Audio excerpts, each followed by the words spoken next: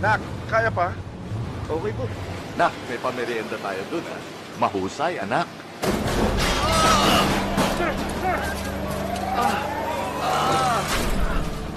Nak, ikaw munang bahala dito. Ako po. Yung investors, close the deal. I trust you.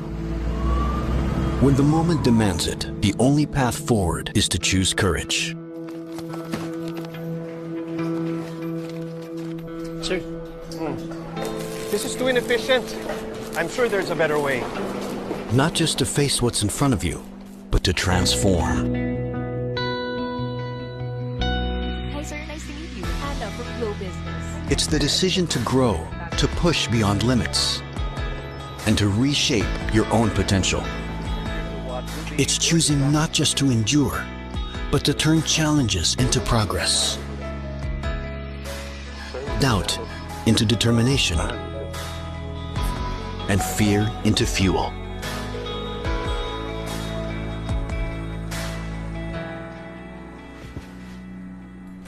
Nak? Kamusta? Pa, you're supposed to be resting. Something wrong at the plant? Kakayanin naman po. I've got a lot of help behind me. That's good.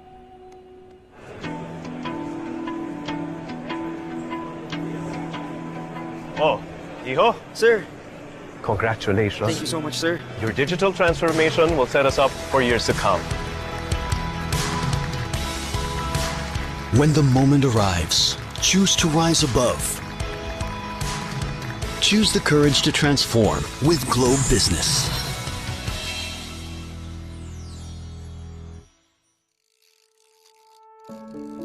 Sampung taon na ang kwento natin. Tibay ng layunin, iisang hangarin. Lumipas man ang panahon, mananatili ang pangarap sa bawat henerasyon. Mula gamot, klinika, ospital o importasyon, iisa ang puso. Iisa ang misyon. Magkakaiba man ng ginagampanan, iisa ang pulsong pinanghahawakan. Alam mo yung pagkaharap mo na yung mismong pasyente, simpleng ngiti pa lang nila, parang paalala na may silbi ka eh. Alam mo nakakatulong ka, hindi dahil marunong ka eh, kundi dahil nagmamalasakit ka. Sa bawat gamot na naiaabot, parang may dalang magic. Kahit sa simpleng action lang, ang lakas ng impact na sa maliit naming paraan, may ambag kami sa ikagagaling nila. Special sa feeling pag alam mong may natutulungan ka. Alam naming hindi lahat may access sa basic healthcare, kaya bawat delivery, mahalaga.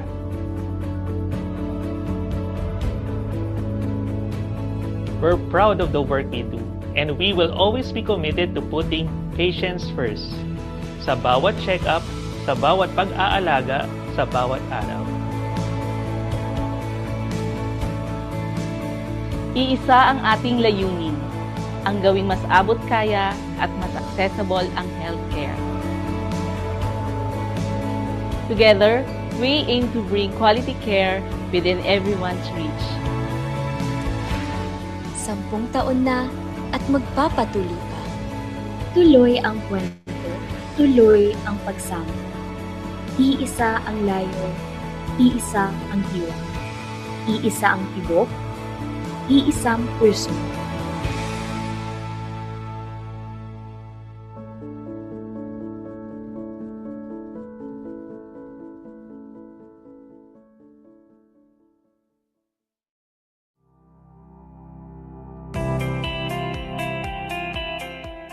What makes a city truly livable? It is not only the skyline or the infrastructure. It is how people live and connect every day. Safe streets, clean water, reliable transport, affordable energy, and digital connectivity. In the Philippines, cities are our economic engines. They create most of the nation's jobs, attract investments, and drive innovation. By 2050, most Filipinos will live in cities. The urgent question is,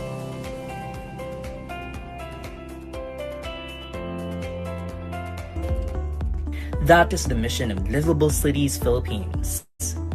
We bring leaders together, mayors, government agencies, businesses, and civic partners to share solutions that work. Through our labs, city leaders exchange practical approaches on transport, energy, waste, water, and governance.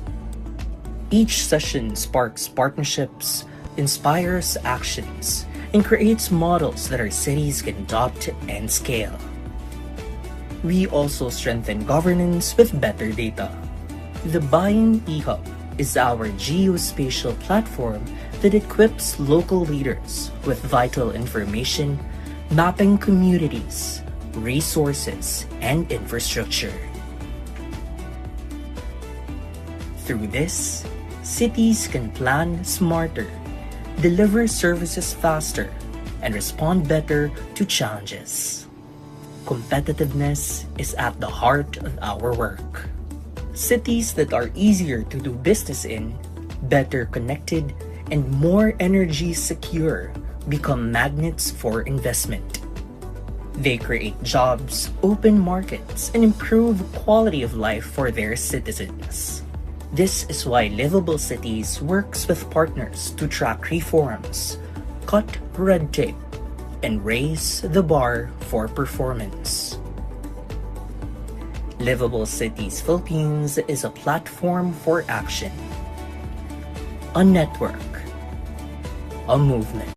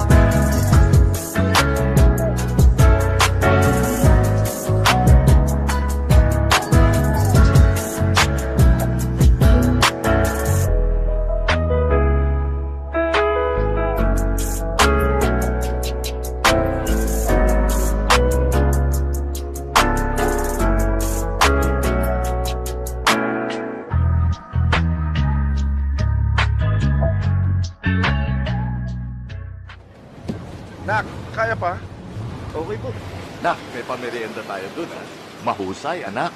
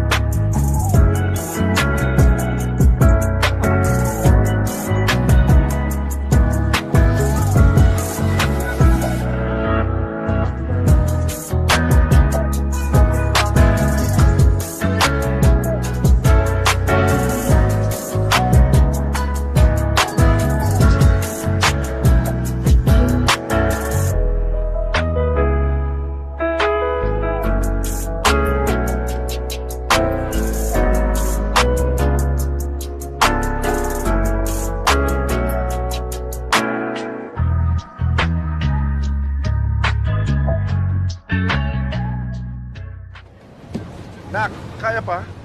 Okay po. Nak, may pamerienda tayo dun, ha? Mahusay, anak.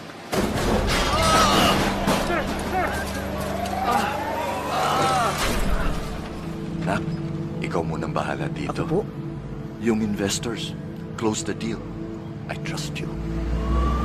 When the moment demands it, the only path forward is to choose courage. Sir. This is too inefficient. I'm sure there's a better way. Not just to face what's in front of you, but to transform. Hi sir, nice to meet you. Anna from Glow Business. It's the decision to grow, to push beyond limits, and to reshape your own potential. It's choosing not just to endure, but to turn challenges into progress. Doubt into determination, and fear into fuel.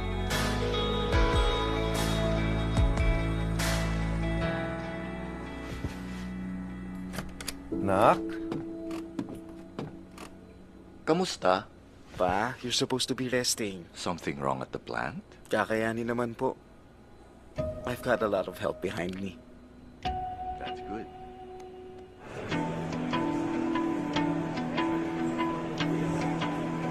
Oh, hijo, Sir, congratulations. thank you so much, sir. Your digital transformation will set us up for years to come.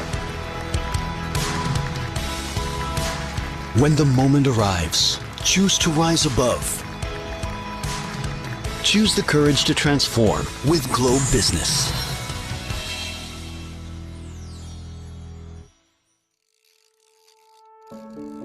Sampung taon na ang kwento natin. Hibay ng layunin, iisang hangarin. Lumipas man ang panahon, mananatili ang pangarap sa bawat henerasyon.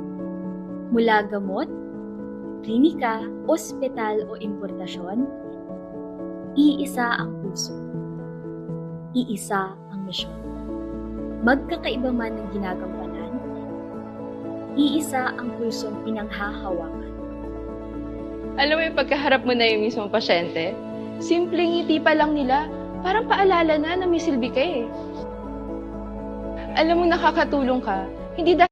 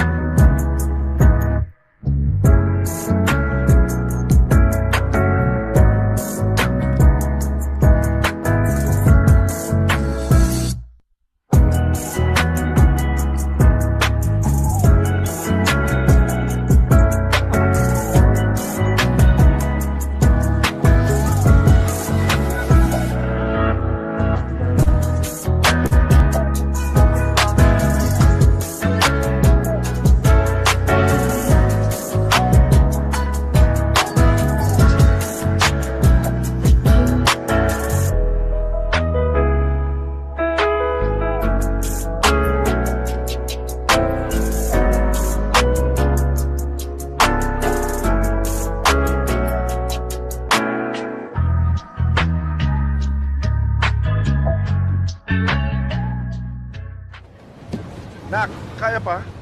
Okay po. Nak, may pamerienda tayo dun, ha? Mahusay, anak.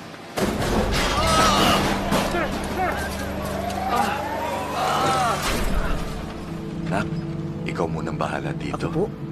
Yung investors, close the deal. I trust you. When the moment demands it, the only path forward is to choose courage. Sir. This is too inefficient. I'm sure there's a better way. Not just to face what's in front of you, but to transform. Hi, sir. Nice to meet you. Anna from Glow Business. It's the decision to grow, to push beyond limits, and to reshape your own potential. It's choosing not just to endure, but to turn challenges into progress. Doubt into determination.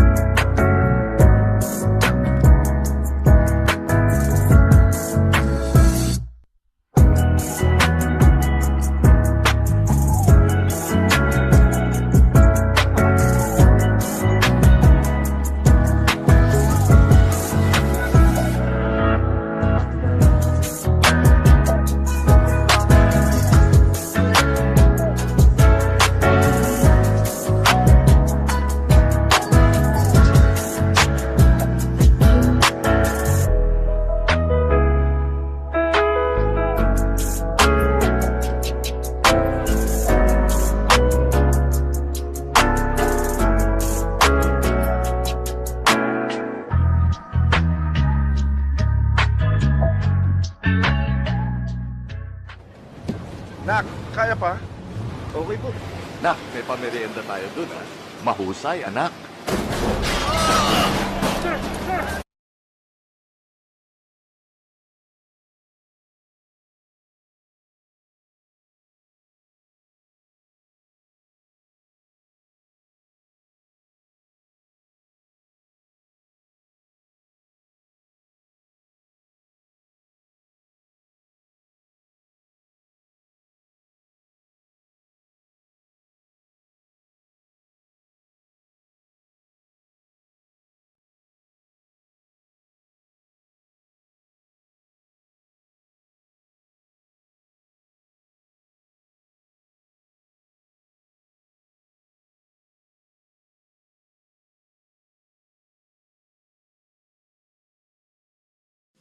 Mga kababayan, ang pambansang awit ng Pilipinas.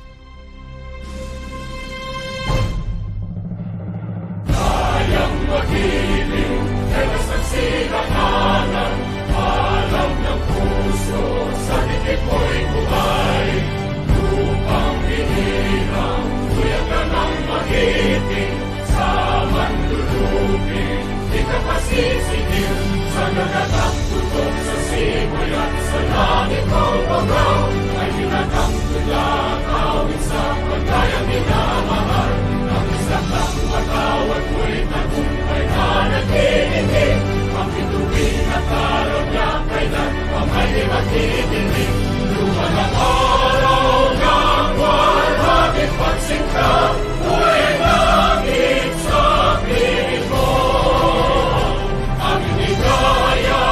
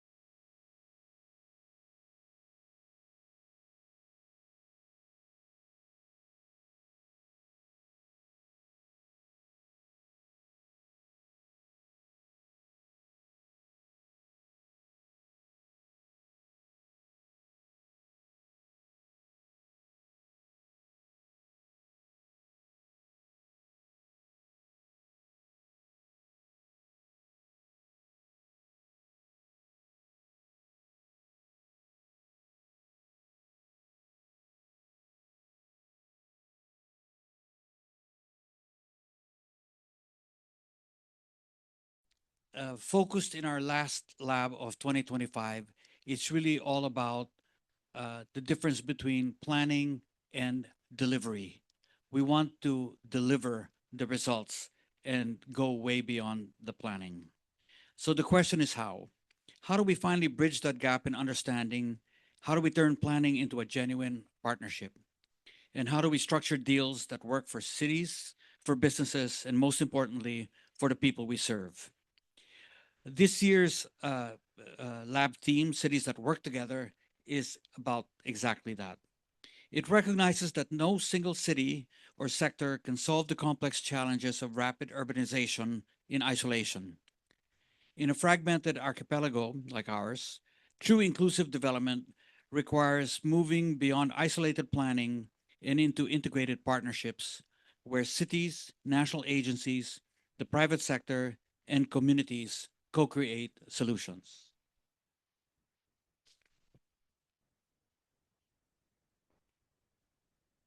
So, today's lab, Bridging the Gap, where public vision meets private sector solutions, is where we turn that recognition into reality. We are here to equip our mayors, our planners, and our private sector leaders with the clarity and the know how to finally get projects off the ground. So, as I was telling our group of speakers earlier, we're focused on how to deliver services from the private sector to LGUs. And we're looking at basically several methods. One will be the traditional procurement method, and the second will be through PPPs or public private partnerships. So, our speakers today will focus on those methods and different options for dealing with local governments.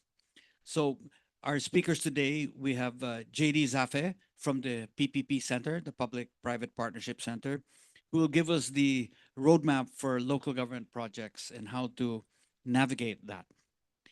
Our other speaker will be Al Agra, who's a PPP expert and governance advisor, who will share from his private sector perspective prescriptions for future proofing partnerships at the city level.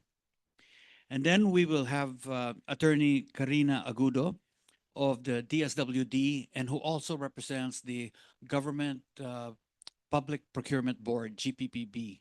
And she will speak about the traditional procurement process of government. And then we have invited Dr. Beverly Ho from AC Health, who will show us how strategic partnerships are reshaping healthcare access.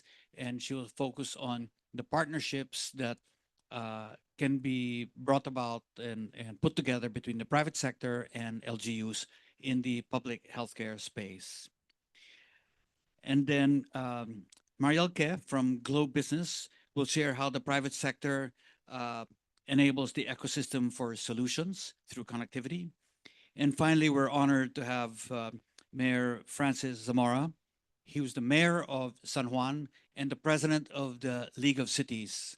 And for those of you not familiar with the League of Cities, this is the association of mayors that run the 149 highly urbanized and component cities across the country. So Mayor Francis represents this League of Cities, and we'll talk about the challenges of making these partnerships work. So again, on behalf of Liveable Cities Philippines, I want to extend a special welcome to all of you. I hope you find today's session useful. And now let me turn you over to Yenny Gonzalez, our project director of Liveable Cities Philippines, to moderate the program. Thank you.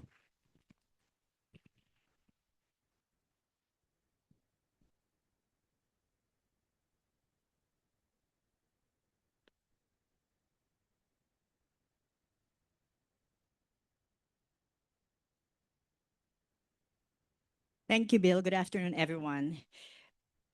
To kickstart our lab, we begin with the fundamentals, the actual mechanics of how public-private partnerships work on the ground. Guiding us through the process is someone with over a decade of experience in public-private partnerships.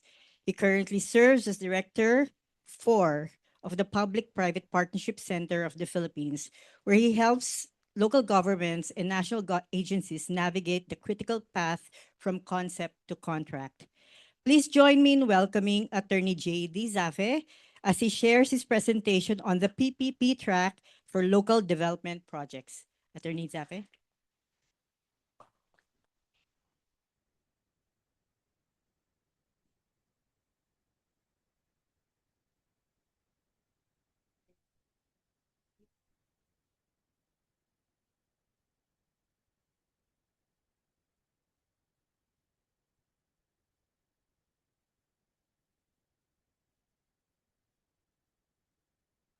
Thank you very much for inviting the PPP Center to this very important event. And good afternoon to Mayor and good afternoon to everyone joining us here in person and online.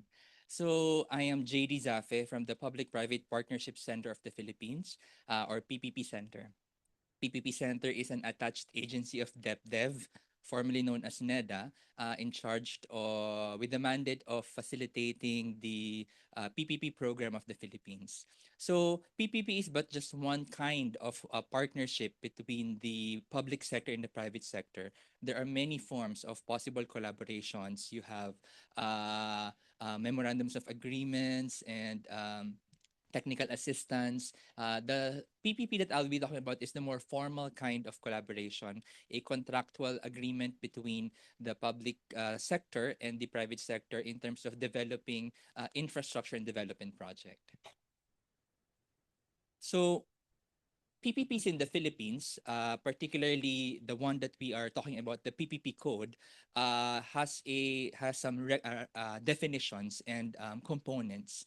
It's basically a partnership for the development of public infrastructure and development projects. It's a contractual agreement between, for example, a local government unit and a private partner to finance, build, construct, operate, and maintain a public infrastructure project wherein their risks and rewards are shared between both parties to enable the local government, for example, have some more fiscal space to devote that fiscal space to other more needed programs which may not necessarily generate revenue.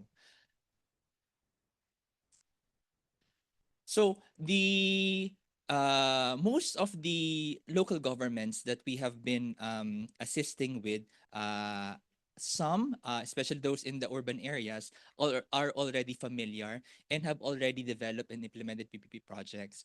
But there are still local governments that need capacitating, and that's why we are very happy that Liveable Cities and other organizations are organizing these kinds of events in order to further promote why PPP is a developmental tool for local government units in its programs and projects.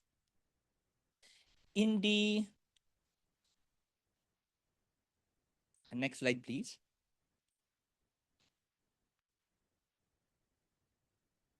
All right. Okay. So let's look at the pipeline of PPP projects, or the snapshot of the upcoming PPP projects of the Philippines. Right now, as of February 18, 2025, there are around 247 projects in the pipeline. When we say projects in the pipeline, these are the projects that are under development, under negotiation, or under bidding. So there are 247 projects, and of which 80 of those are identified as local PPP projects. Local PPP projects are those projects that are being implemented by local government units or local SUCs, local state universities and colleges. In terms of the profile between the sectors or asset types, we're seeing that most of the projects in the pipeline are in property development and in transportation. At the local level, we're looking as well at water supply and sanitation as the most active sectors in PPPs, for PPPs. When we say property development, this is the cases wherein we have the public markets, the abattoirs, and other traditionally being operated by the local governments, and they are seeking private partners in maybe in rehabilitation of those assets and operations and maintenance of those assets. So that's what property development is. It also includes mixed use development as well as economic and public housing. So these are the types of projects under property development. As you can see, we can also take a look at the profile in terms of solicited and unsolicited, which I will be discussing later even further. So out of the 80 local PPP projects in the pipeline, 64 are solicited and 16 are unsolicited proposals that were received by the local government units. So what's the starting point? So the starting point, if we take the hat of a maybe an officer in the city planning division, or in the city engineering office, what's the starting point of maybe even thinking about PPPs? We can take a look at the modes of PPPs as the starting point. There are two kinds of PPPs in terms of initiation. The first one being solicited and the other one is unsolicited. So solicited PPP projects are projects wherein these projects were identified and developed by the local government or the implementing agency. So they were originated by the government and later on developed, and later even further down the line, and they are going to bid it out for procurement. Contrast that to unsolicited proposals. These are PPP projects that originated from a proposal from the private sector, from a private company. A private company submitted a complete proposal to the government, and it's being evaluated, negotiated with, and then later on asked for a comparative challenge or comparative tender too. So these are the two modes of initiation of PPPs here in the Philippines. More recent solicited PPP projects at the national level include the development of the NAIA that was tendered through a solicited PPP route. More recently, for unsolicited proposals, the New Bohol International Airport and the Laguindingan Airport were originated as unsolicited proposals from a local conglomerate that were evaluated and negotiated with by the Philippine government. In terms of the process, they are kind of similar, but there are slight differences between the solicited and unsolicited route. The development stage for a solicited PPP project would involve the preparation of a project study or a feasibility study. Contrast that to the development stage of an unsolicited proposal, wherein magsasubmit or the private company will make a submission to the government of a complete proposal, including feasibility study and draft PPP contract as the starting point. Both unsolicited and solicited projects will undergo a review and approval stage. For local PPPs, as an amendment to the previous PPP legal framework that we have had, under the new PPP code, local PPPs are approved at the local level only by the local councils or local sanggunians. As a general rule, all of these will no longer need national level approval, except for some exceptions wherein a PPP project may contain some form of guarantee or subsidy from the national level. But barring that, the local PPPs need only the approval of the local councils and local sanggunians for their approval. Both projects, both solicited and unsolicited, have to undergo clear, transparent, and open bidding processes. So even unsolicited proposals has to undergo a comparative challenge process wherein the original proponent, its proposal will be open for possible comparative challengers in order for the government and the local government to get the best deal for that kind of PPP project. And then once awarded, we go to the implementation stage of PPP projects. Diving further deep into solicited PPP projects, LGUs may initiate its own PPP project through a solicited route. We don't need to wait for a proposal from the private companies. There are resources available for planning, technical assistance for planning, master planning, and then development of a particular project study or feasibility study available. So the local governments must plan and identify their list of priority PPP projects, submit that list to the council and then to oversight bodies such as the PPP Center and DepDev, and then start the preparation of the feasibility study.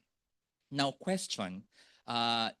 As a local government, this is our first time to undergo a solicited PPP project. We don't know how to, and maybe we don't have the means to maybe procure technical studies for maybe a solid waste management or a managed sanitary landfill project, which are priorities of ours, but we don't have the capacity or means to start the solicited PPP project preparation.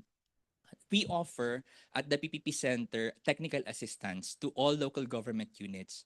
There is a fund that we call PDMF, or the Project Development and Monitoring Facility, wherein it's a special fund that local governments can tap in order to engage qualified external consultants, engineers, experts, in order for us to prepare those needed geodetical studies, market sounding activities, and even the preparation of the tender documents.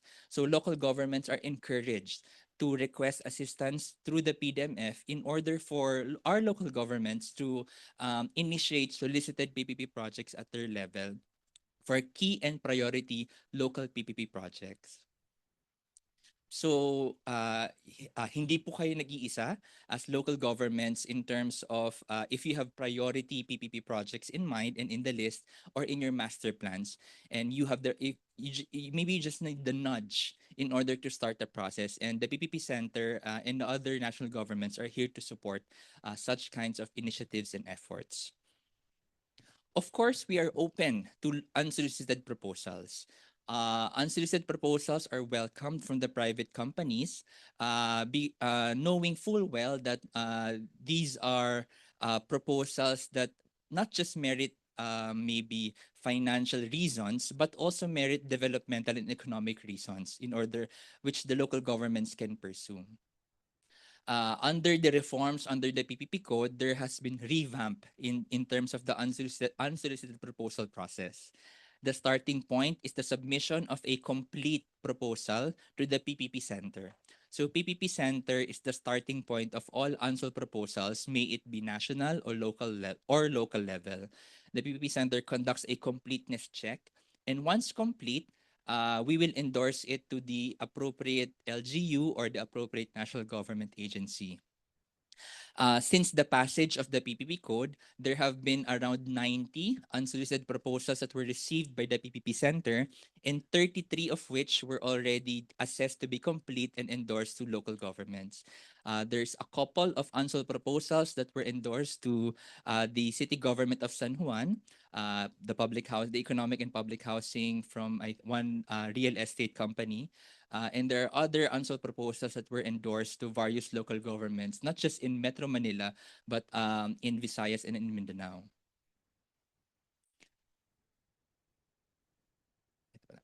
So,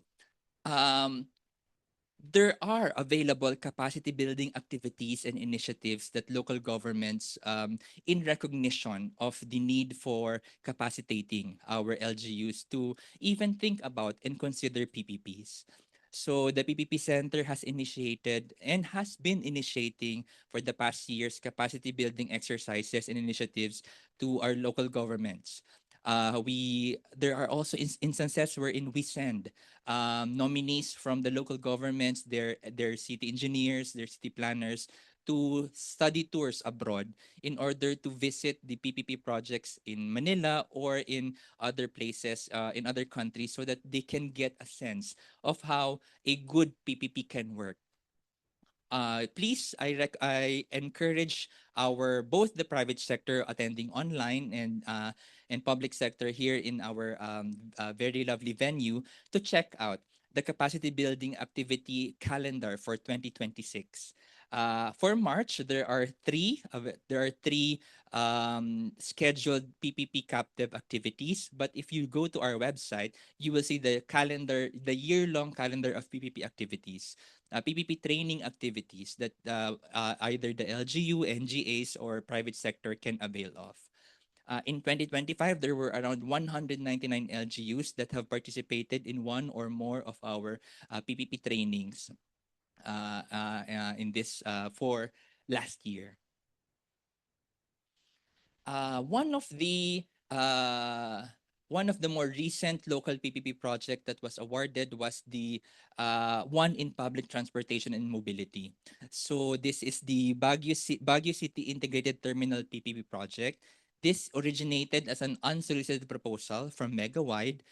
It was received and then evaluated, negotiation underwent, and a comparative challenge was initiated by the Baguio City.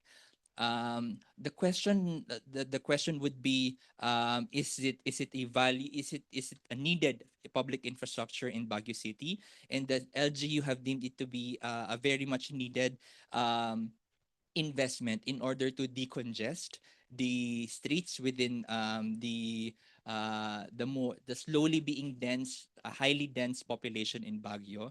So a more consolidated and integrated public terminal there would very much ease up the congestion in Baguio City, especially during rush hours and peak seasons. So this is an unsolved project that was submitted to the Philippine government and then was processed by the Baguio City. There are other local PPP projects in the pipeline, in property development, in water and sanitation, even in ICT, so traffic management, systems, clearances, etc. And some are even dabbling on AI in terms of proposals coming from the private sector or solicited projects that are being developed by the LGUs. There is health. So I think there's a speaker a speaker later on will from AC Health, and one of the subsidiaries or member families of the Ayala Group has proposed unsold proposal to the Iloilo provincial government and has already reached the award stage. So that's in the health sector, renewable energy, and in transportation. These are select projects under implementation. So these are already awarded and are ongoing the operations already. So the Cebu Cordova Toll Road project, various water projects in Boacan, Iloilo, and then another public transportation project in the region of Bicol in Legazpi. So the PPP Center is here to help both the local governments and NGAs, including the private sector, if there are questions about the process or needed technical assistance from the PPP Center. The way forward or my challenge mainly geared towards our officials here working for the LGU are the following. The first one would be establish a PPP team within the LGUs in order for someone to really take a look at the planning, identification of projects, and even maybe processing unsold proposals that you will receive. Submit a list of priority PPP projects from your planning. Of course, there are tier 2 budget proposals that have already been tier 2 for decades already, which may, with some packaging, may be viable for a PPP project that we can identify. But of course, PPP is not just a fiscal tool to enlarge our fiscal space, but it's also a developmental tool in order to engage more investments from the private sector in much needed critical infrastructure projects. Attend PPP capacity building exercises and then start the development of these PPP projects. The cycle of local governance here in the Philippines is around three years and then 3 terms. So it's short compared to other management in other countries. So early planning is very important for successful infrastructure, not just PPPs, but public infrastructure in general. This is the last of my slide, and I thank you everyone, and would be very much happy to answer questions later in the panel. Thank you very much.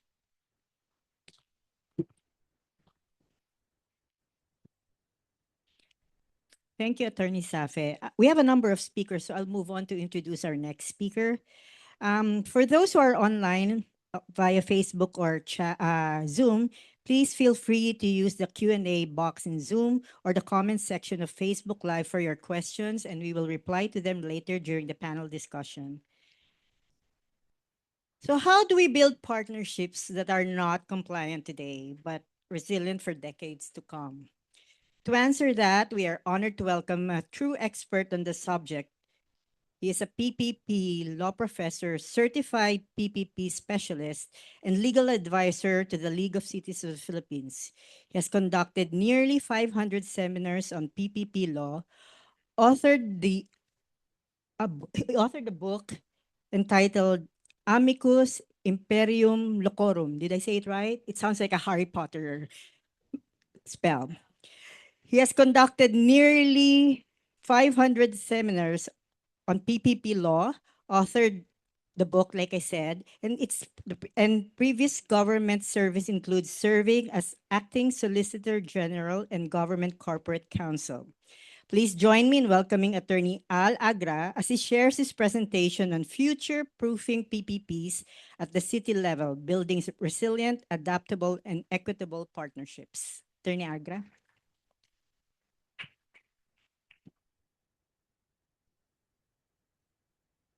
Yes.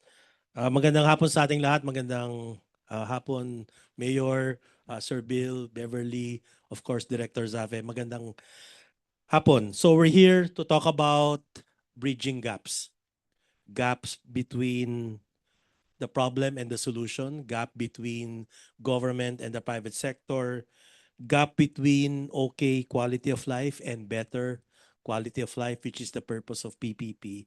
And of course, the gap between PowerPoint presentations and actual PPP projects. By the way, can we show my slide? Kasi, down. Sorry, not following instruction.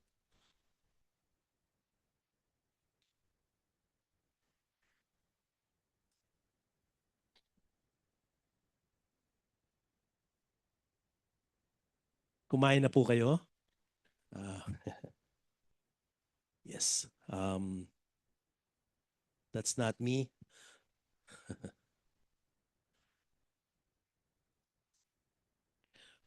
Yes. And another gap would be learning about PPP as highlighted by Attorney Zafe. No, not too many people in the government, in the private sector know about what we're talking about. No, I just came from UP. UP is conducting a 5-day seminar on PPP, the legal framework, the financial, the technical, the social, the ethical. Wag nating kalimutan ng ethical aspect of PPP. Yeah. Okay. Dami ko ng adlib. Let me also underscore the fact that I'm an advocate of not just PPP, but PPPP. No? Public-private partnership for the people. I'd like to over-dramatize the purpose, the noble purpose of PPP. It is not for personalities. It's not for profit, while profit is legitimate. No, we must be able, siguro yun ang aking clear takeaway for this forum, PPP for and with the people. Mamaya, I'll be for the first time, I thought of this, I imagined this week. No? Uso ngayon yung word na imagination, right? I imagined this week. P5, mamaya po. As soon as the PowerPoint presentation is shown. Okay.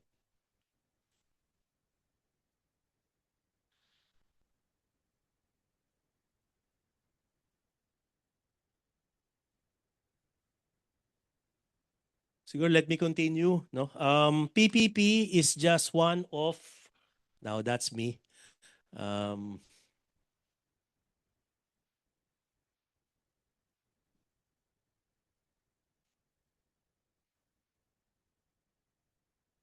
Yes.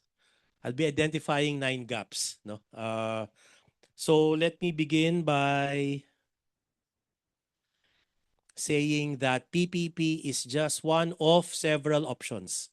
LGUs, San Juan City has a menu of options. PPP is one option. Procurement is another option. Donation is another option. And the other P is privatization. LGUs can even sell their own assets, and government corporations can even sell themselves. No, that's an option. So we have a host of development strategies and government contracting mechanisms. No? While PPP is good, PPP is not the silver bullet. PPP is not the panacea. It's not the cure for all our problems. There are other solutions. I'd like to emphasize that PPP is value-based. No, I wrote an article saying that love and trust are important aspects of public-private partnerships. And as I highlighted in my advocacy PPPP or P4, I'd like to emphasize and underscore the purpose of all PPP projects. And by the way, going back to the first bullet, there are other options like donations. San Juan, let's say, can set up its own corporation. We call that corporatization, and the private sector can have an equity into that arrangement. So that is one option. The PPP code, the PPP code does not capture all possible arrangements with the private sector. There are 13 specific arrangements under the PPP code, but the code itself enumerates 10 arrangements, such as donations, such as procurement, such as joint venture in leases for purely commercial arrangements. And of course, PPP, kailangan po ng feasibility study. And there are 24 components of a feasibility study. It must be carefully structured, legal, environmental, technical, financial, ethical.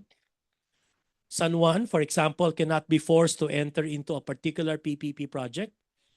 It is consensual. It is discretionary. San Juan knows, for example, what its problems, and of course, it is the one who knows what the solutions are. Like any other relationship, there is a resource exchange.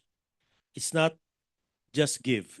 It's not just take. No, it's a give and take relationship. I call it resource exchange. Implementing agencies like local government units must have a skin in the game.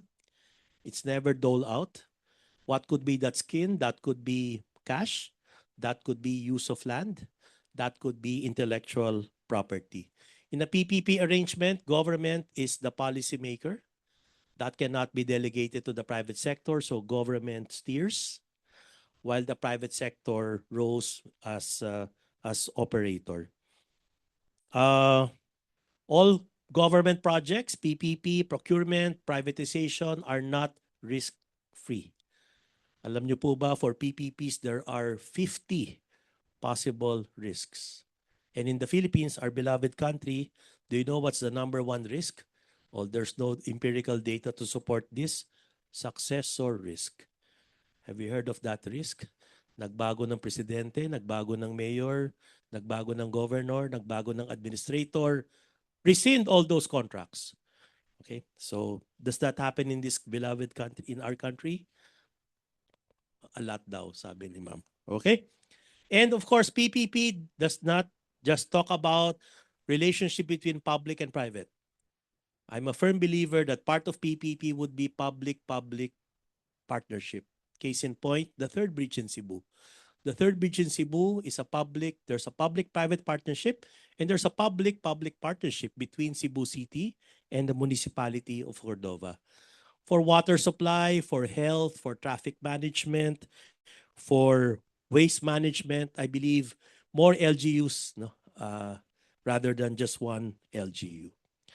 So there are 9 gaps that I've identified for purposes of this discussion. Of course, the first gap would be about affordability. That's very important for the end users, the people who will use the road, consume the water. Affordable ba ang tariff? Number two, project matching. Earlier, I came from a forum. Sabi ng isang local government official, Attorney Al, is there a database of all private companies that we can tap?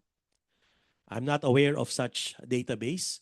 So they want to tap for health. What do you have a list of those proponents? For waste management, do we have a list? I suppose sana in the future there could be such a list. The other one would be bankability. All PPP projects must be attractive to the private sector. Very important for PPP projects would be, of course, trust. Trust between the city and the private sector, and trust between the city, the private sector, and the people. That's very important. Ethical considerations, that's another gap to address corruption and greater accountability. And of course, transparency, the contracts, the process, the formula for adjusting tariffs.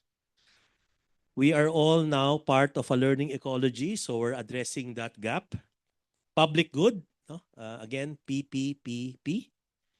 And what type of leadership is required for public-private partnership? Is it transformational? Is it transactional? By the way, transactional is very important because PPP is a transaction, but it should not be limited to that transaction. It must be transformational for better quality of life. And here are some of my prescriptions to address these gaps. PPP for P, whether the fourth P could be people, public good, planet, and peace. Sustainable development goals should be promoted, accomplished through PPPs. People-centered projects, bundling, water supply, water distribution, hydropower. So maganda for health, from the whole hospital, pharmaceutical, radiology, equipment, public-private partnership, and de-epalize PPPs. I strongly advise against having your name, initial, color, emblem in projects because we don't know who the next mayor or who the next governor will be. If your face is there, your emblem is there, baka sabihin niya, ayoko ng project na yan, success or risk. So we can obviate that risk if PPPs are truly intended for the people, not for persons. And people's participation, of course, embedding participation in every stage. I'm even proposing that CSOs, NGOs, POs can be the third party to a PPP contract, confirming a PPP project through a plebiscite, institutionalizing participatory audit, not just by COA, but CSOs and NGOs should be part of audit.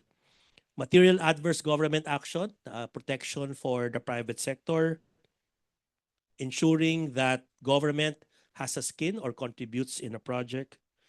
I have another proposal. Let's annotate the project as a title of the title of the land. Rationalizing higher vote requirement for amending contracts, especially for local government units, and maybe working for ISO certification. So my P5 would be public-private people partnership for the people. And I recently launched this with a message of support coming from Mayor Zamora. If you want to know about all the Supreme Court decisions from 1900 to 2025 and all the ILG opinions from 1992 up to 2025, then this would be a good resource material. So I'm your amicus, I'm your friend. Magandang hapon sa ating lahat, and I'll be here to answer your question. Thank you.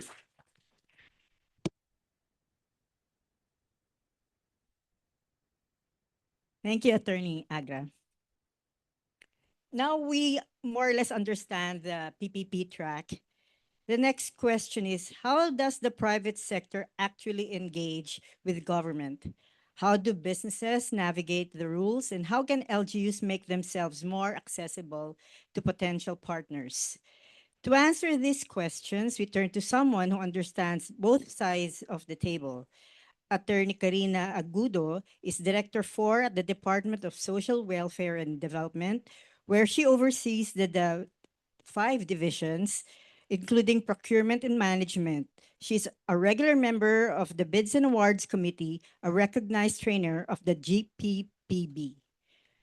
Please welcome Attorney Agudo as she shares her presentation on getting engaged, how private sector can sell to government. Attorney Agudo.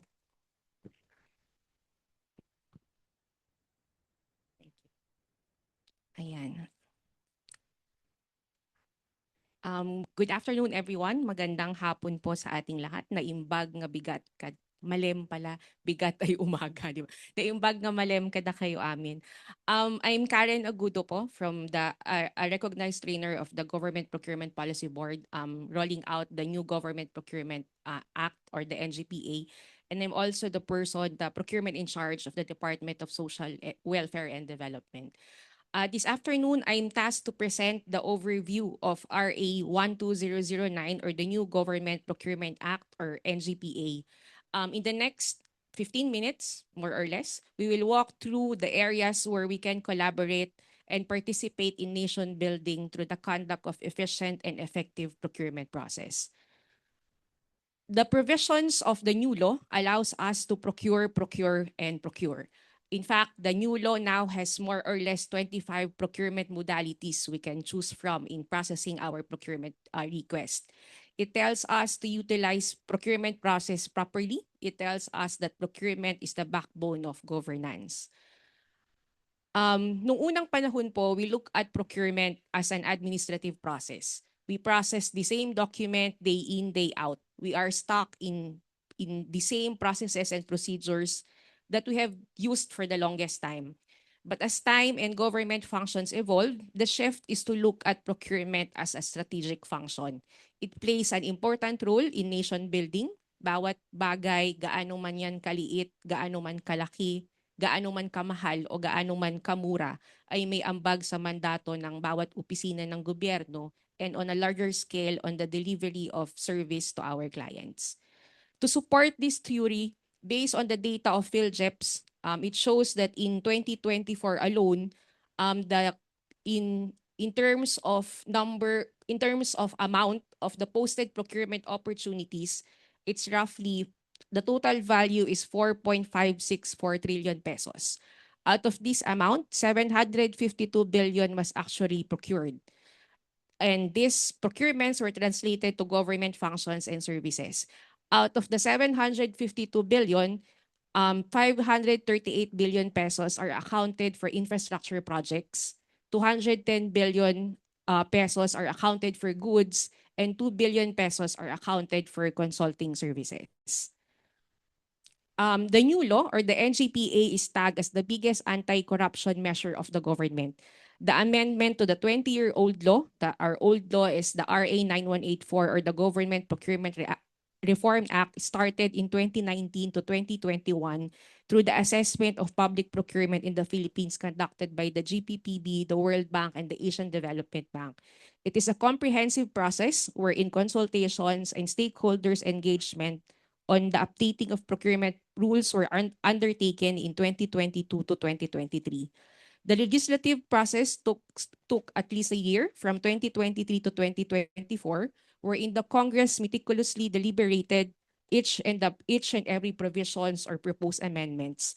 Finally, in 2024, the RA 12009 was approved. Its IRR was approved 6 months after or on February 28, 2025. 3 months from the effectivity of the IRR, the standard forms were approved by GPPB. That's on May 14, 2025. Further, we have a 3-year transitory period from approval of the forms or from May 14, 2025 to May 15, 2028 to transition into the new law. So para saan po the 3-year transitory period? Para sa atin, para aralin natin yung batas, hasain yung mga sarili natin kung paano ito gamitin. The following are the governing principles of the new law. Enhanced transparency. There is open contracting practices and standards under our procurement rules. To exemplify this, procurement opportunities are all posted in the PhilJeps, in the website of the procuring entities, in conspicuous places, in the procuring entities' premises, and even now in their social media sites. There is also improved competitiveness. There is an equal opportunity to all private and public entities. Even GOCC now can participate. There is no selected list of suppliers and no preferences. There is increased efficiency. The use of emerging technologies and innovative solutions in the conduct of procurement process is advocated. Recently, the PhilJeps has migrated into a new system or site, allowing procuring entities and suppliers to maximize the use of their portal in the conduct of procurement process. Recently also, they inaugurated their e-marketplace. Now, when a government agency wants to buy a vehicle, punta lang po sila dun sa e-marketplace, i-add to cart mo yung sasakyan, the vehicle will be delivered to your office in 3 to 4 weeks. It's as easy as that. The principle of proportionality is a new governing principle to ensure fit-for-purpose approaches. There is also an enhanced accountability, which imposes administrative liability of both public officers and private entities in case of violations of the provisions of the law is outlined. Notably, criminal liability under the procurement law is now removed in RA 12009. Participatory procurement enhances the role of observers and civil society organizations and people's organizations in the conduct of procurement process. There's also a new principle of sustainability to consider social, economic, and environmental impact to our procurement projects, and professionalism, a new principle to institutionalize professionalization of procurement practitioners. Among the key features of the new law, the IRR aims to strengthen strategic procurement planning and budgeting linkage. Various procurement strategies are now embedded in the law, allowing procuring entities to strategically plan and flawlessly implement their projects. Modernization of procurement processes and enabling interoperability, allowing a single portal from posting to payment. The law also enhances transparency and ensures greater accountability. Institutionalizes sustainable public procurement and professionalization of procurement practitioners. The sixth key feature, the promoting value for money and efficient procurement practices, is embodied in the principle of value for money, fit for purpose, and proportionality. Value for money, the focus now is on achieving the best overall outcome by considering the quality, cost, and sustainability altogether. It is not about choosing the cheapest option. Yan yung madalas pong kritisismo sa lumang batas. Lagi tayong bumibili sa pinakamura. But rather, the one that offers the greatest benefit and long-term value for the government. On proportionality, although the IRR, all throughout the IRR and even the law itself, there is an aspect of proportionality. So what does this mean? This means that what we procure should be in accordance to the specific needs of our office, and the procurement modality that we use, including our contract implementation mechanisms, should be proportional to this need. In this spirit, we no longer have a default mode of procurement, which is competitive bidding in RA 9184. The procurement modality that we will use now should align with our needs, requirements, and the conditions of each and every specific modes. The new law also allowed additional evaluation criteria. In 9184, we only use the lowest calculated and responsive bid, or the LCRB. But now, in RA 12009, it recognizes that at times, kung ano po yung mahal, kung ano yung maganda, yun ang mas mahal. Diba? Hindi lang po yun nag-a-apply sa Love Life. As such, it is now allowed to use most economically and advantageous bid, or the MERB, where we can look into the technical and financial proposals. We can now assign specific criteria and pointing system to these two aspects, or use most advantageous and responsive bid, or the MARB, wherein altogether we singularly look at the technical proposal without taking into consideration the supplier's financial proposals. Yan. In the context of our department, Among the many mandates of the Department of Social Welfare and Development is the conduct of immediate response during disasters and calamities. In any corners of the country, the DSWD is expected and is able to provide family food packs to every family in need. Logistically, this entails a lot of planning and operationalization, considering that both before a disaster strikes or takes place, our FFPs are already prepositioned and ready for distribution. It is crucial that at the time that the people needs our support, we are ready and able to deliver and assess them. Our people's needs need to feel that in their most trying time and difficult time, the government is able to respond with expediency through the family food pack distributed by the department. In our context, we maximize the use of various procurement strategies, including framework agreement in our disaster operations. Framework agreement is an option contract wherein we order, obligate, and pay in accordance with the quantity and timing of our need. In 2025, we were able to award 13.166 billion worth of framework agreements. And in 2026, through early procurement activities, we were able to award 14.927 billion pesos worth of framework agreements. Our framework agreements consist of two lines. Line 1 are raw materials, where our partners are mostly manufacturers. This line, we do the repacking. Line 2 are pre-packed family food packs. The items are delivered to us, packed and ready for distribution. To ensure maximum participation of suppliers, we conduct annual summits where we orient them on our needs, specifications. We walk them through the procurement process and requirements, ensuring that no failure of bidding occurs. This procurement strategy is translated into efficient service delivery. In the last 3 years, the DSWD was able to produce at least 23 million family food packs and was able to release almost 19 million during disasters and calamities. This is the largest number ever produced and released by the department. As of January 2026, we have a 3.3 million, I think as of today, it's 4 million family food packs on standby, prepositioned in our warehouses located in different parts of the country, ready for distribution in case of calamities. So how did this framework agreement help in our operations? Just-in-time procurement was achieved in this project, considering that suppliers are ready to deliver immediately upon issuance of call-off or upon order.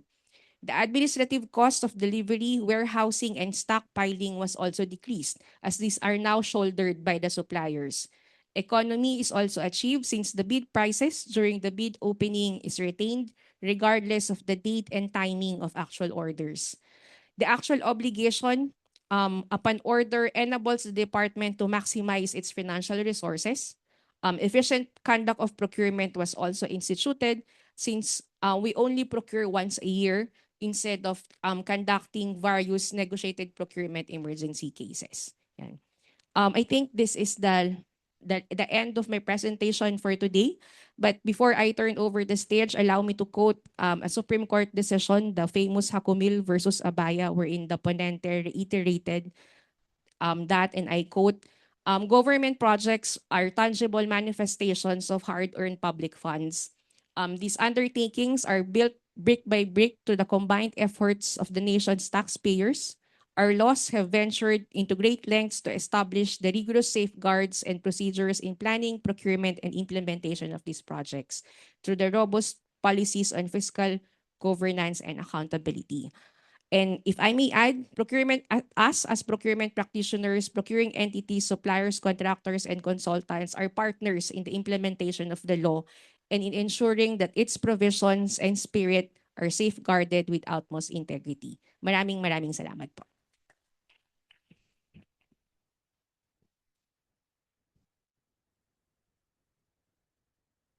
Thank you, Attorney Agudo.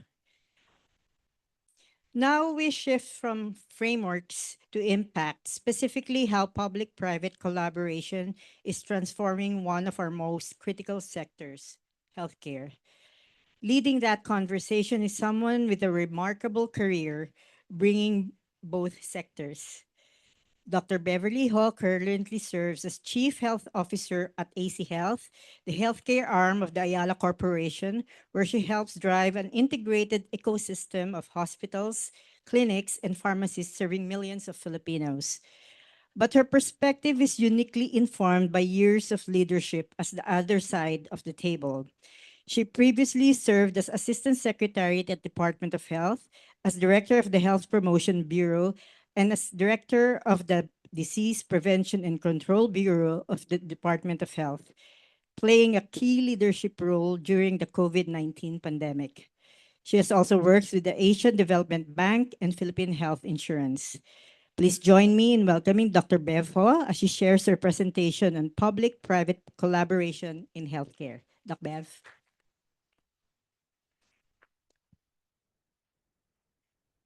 Magandang hapon po sa inyong lahat. Okay. Good afternoon din, Mayor, who's one of our strongest champions for both the immunization campaign during COVID as well as for the catch-up campaign for kids. No. So I'll just start very briefly with AC Health. We're actually one of the youngest babies within the Ayala Corporation.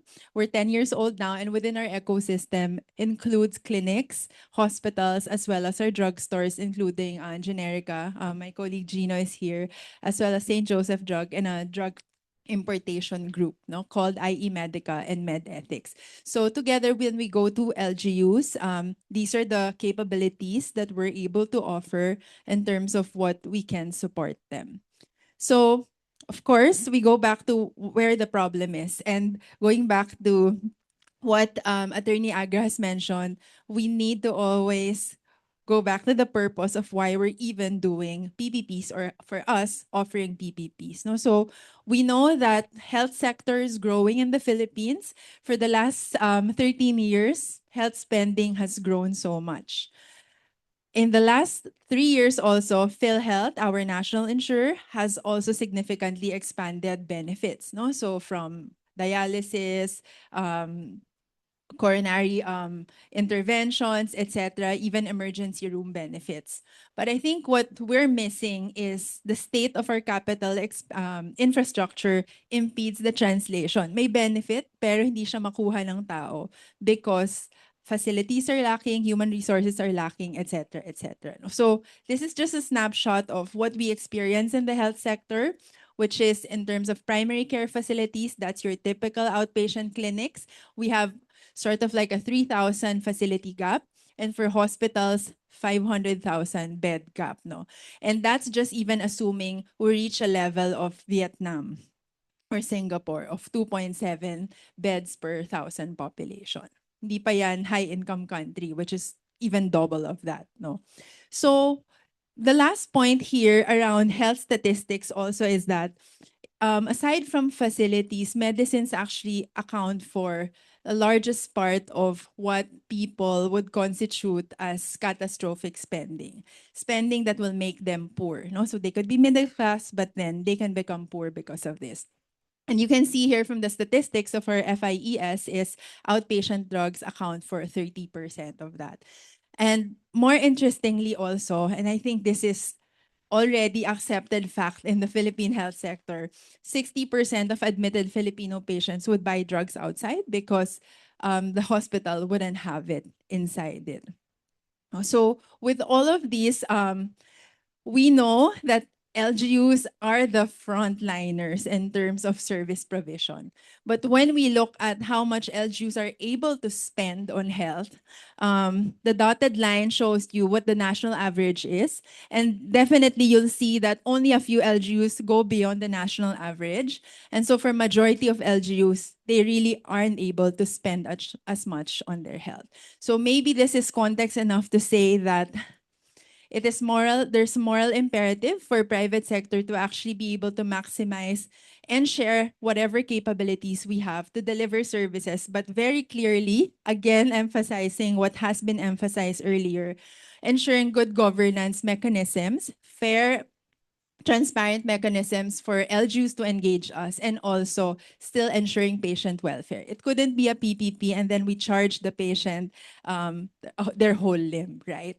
And so for our partnership examples, we wanted to share with you three. No? So we're also very new in this, but we have examples that predated the PPP law. So medyo different yung mechanism. No? So for the specialty care operations and management, a more straightforward example would be dialysis clinics.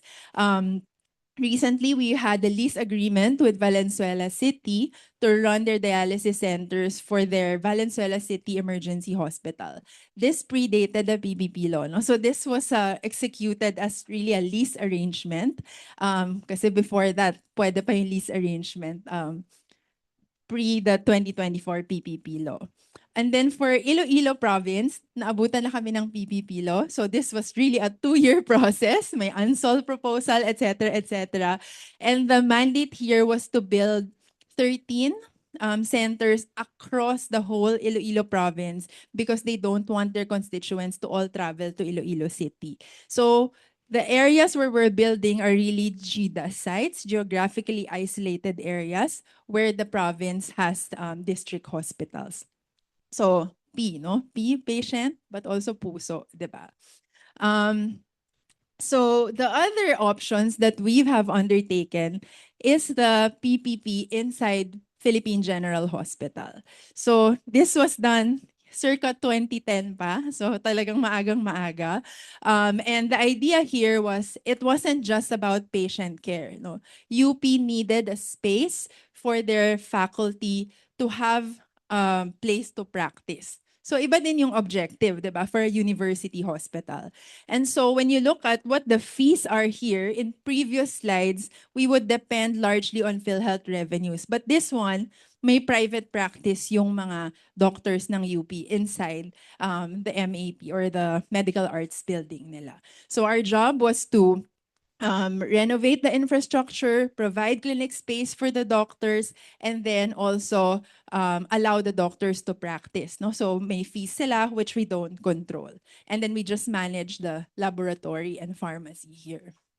And then forthcoming with Valenzuela is they're building their ambulatory surgical center and will be coming in as really management only. No? Meaning they have their whole team, LGU team, manning the ASC. We're just going to be helping out on finance and planning. No? So that's purely sending 2 people, experts, who will be helping them run this.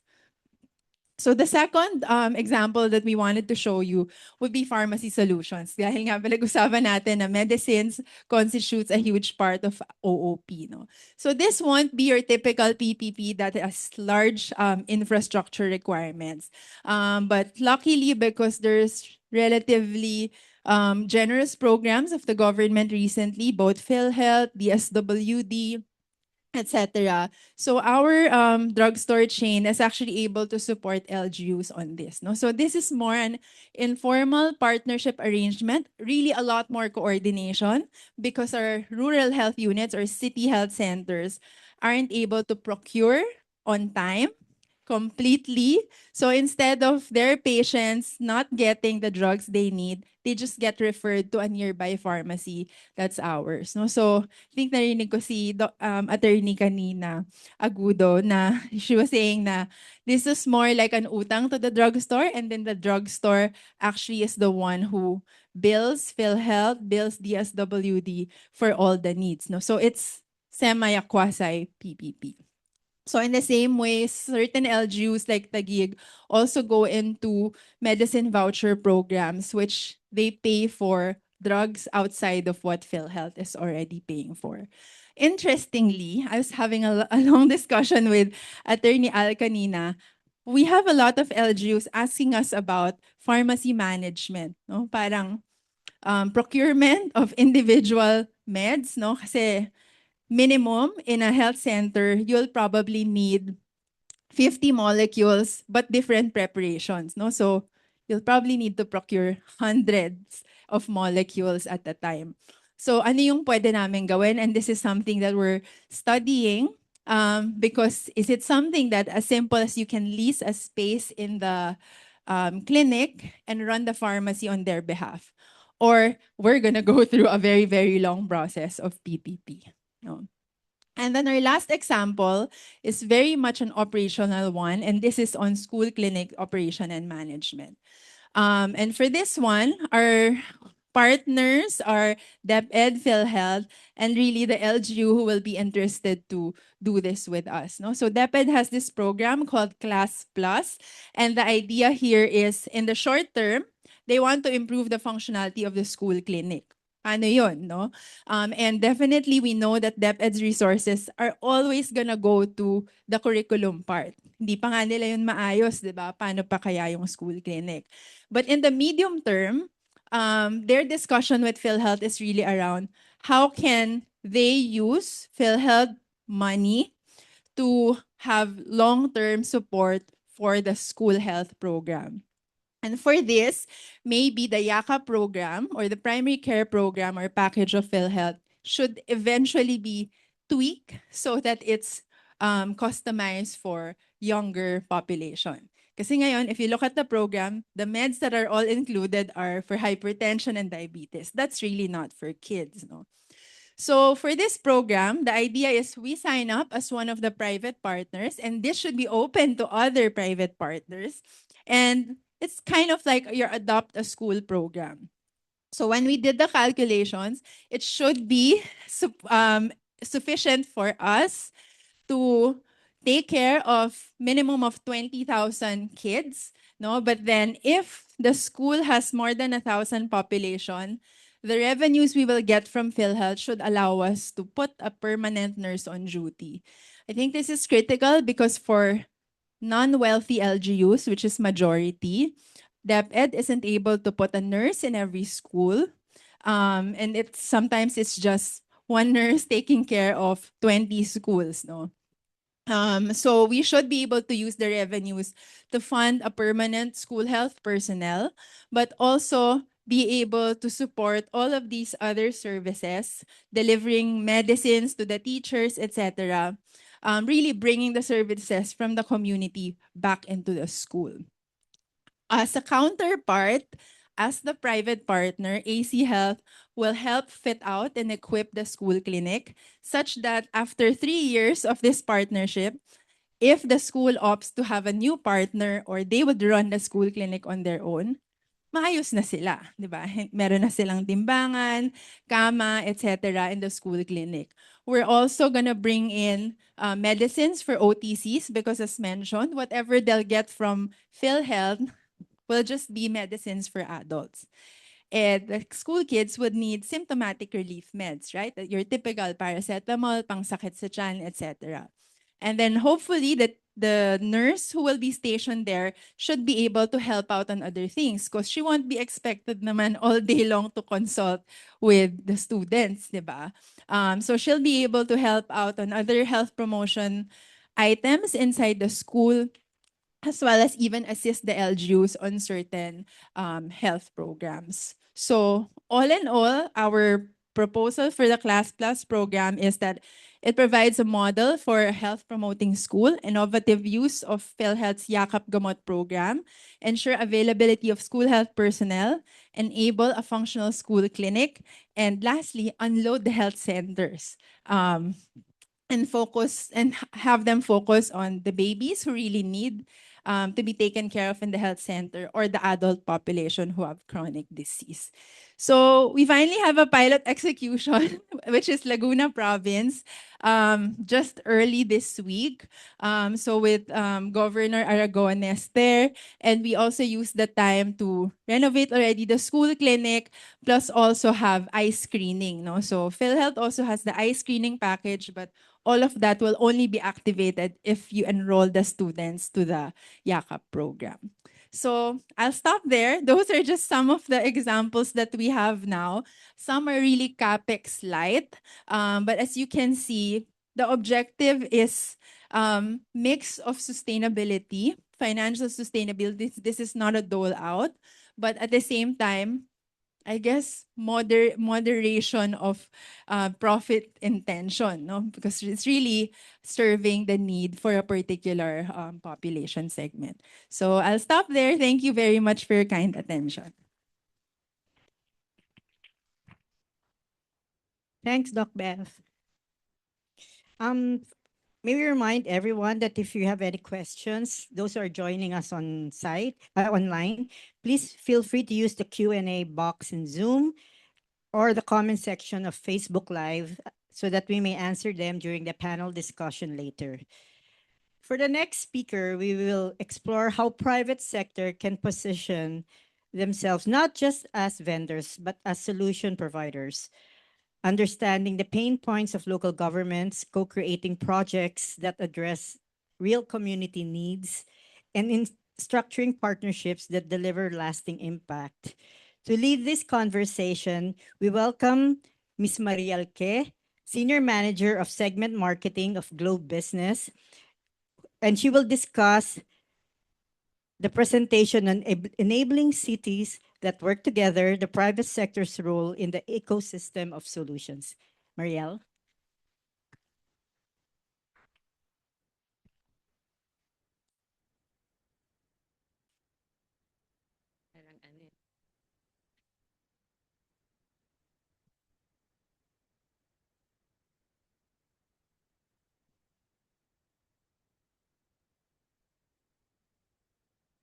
Hello, good afternoon, everybody. It's a privilege, while waiting for my presentation to come up, it's a privilege to be one of the presenters today. I know you're all excited to actually hear. So I will really make my presentation very quick. Zamora din wala. Actually stepping in for Mr. Marvin Montes. He's actually recovering from brief illness and is very sorry to have missed this actual opportunity to meet all of you. Okay. So we've heard some very brilliant ideas from Atty. Zafe, Atty. Agra, Atty. Agudo about frameworks and resilience. But I want to pull it back a bit to a single image. A small barangay where a storm is brewing and face-to-face classes have been moved to a synchronous mode. So the children in that barangay, what happens to them? They're actually busy, all finishing their school project online. That is the mission. That is our why. And our how is the digital backbone that will ensure that their world stays connected. Today, we are going to show you how we can build that how together.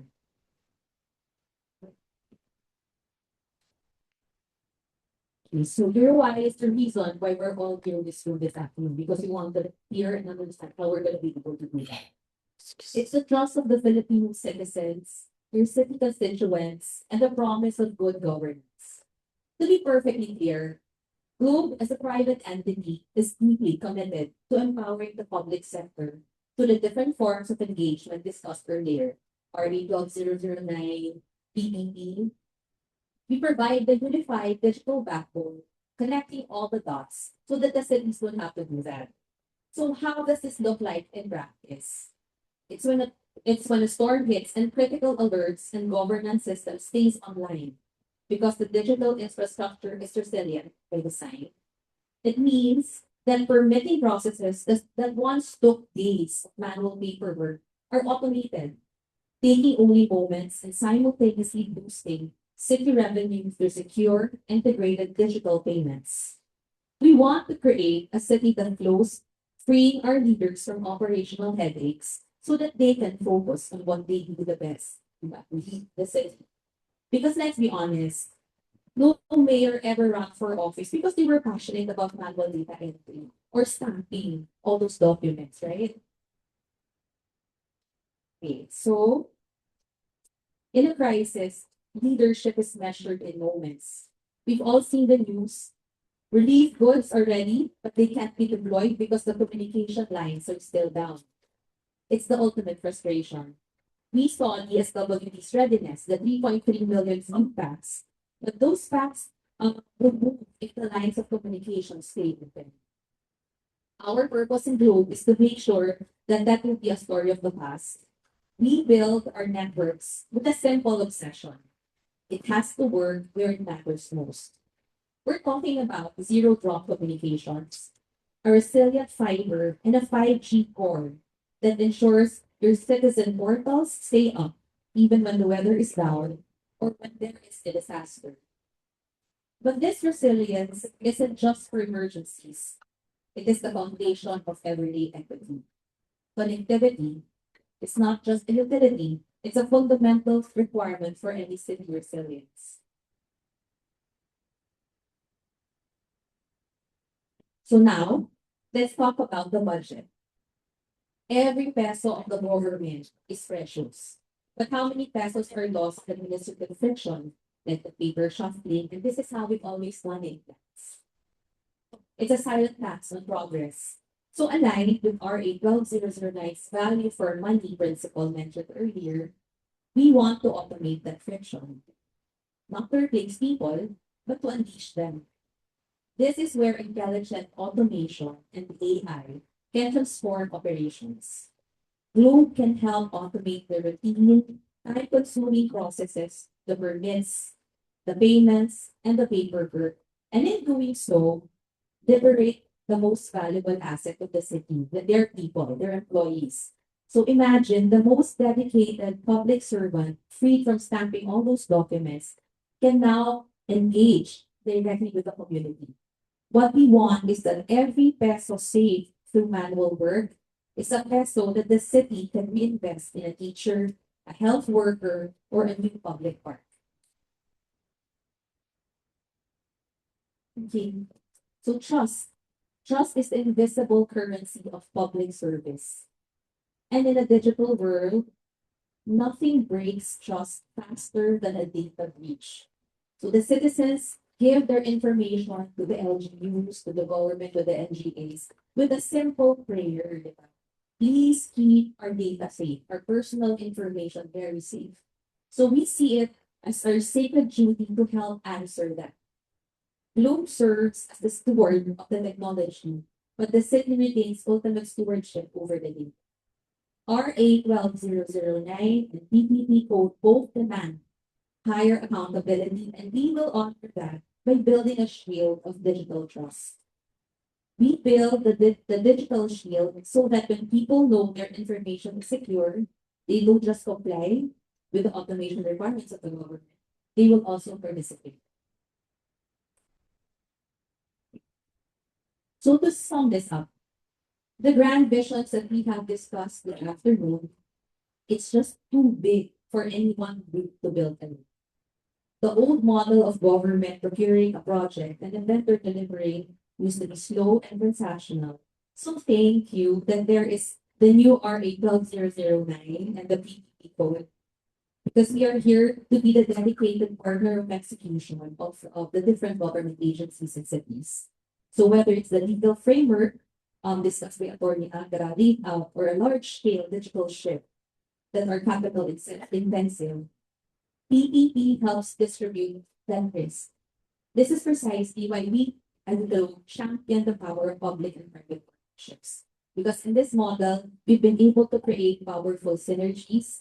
The cities define the social vision and the policy, the objectives that they want to achieve, and Globe will provide the backbone, the consultancy, the management, the managed infrastructure, and the digital backbone that keeps the city running.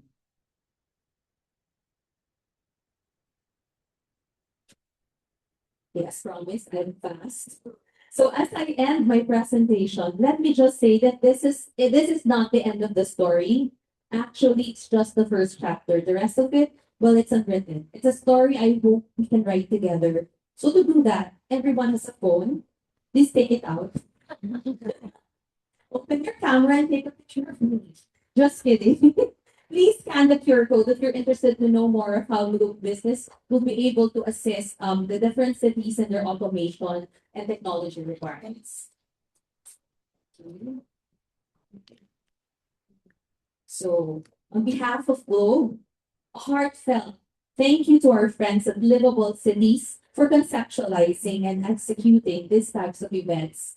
To my fellow speakers, thank you for the inspiring stories that we shared. And to all of you, our leaders in service, thank you for listening to our story. Again, thank you and good afternoon.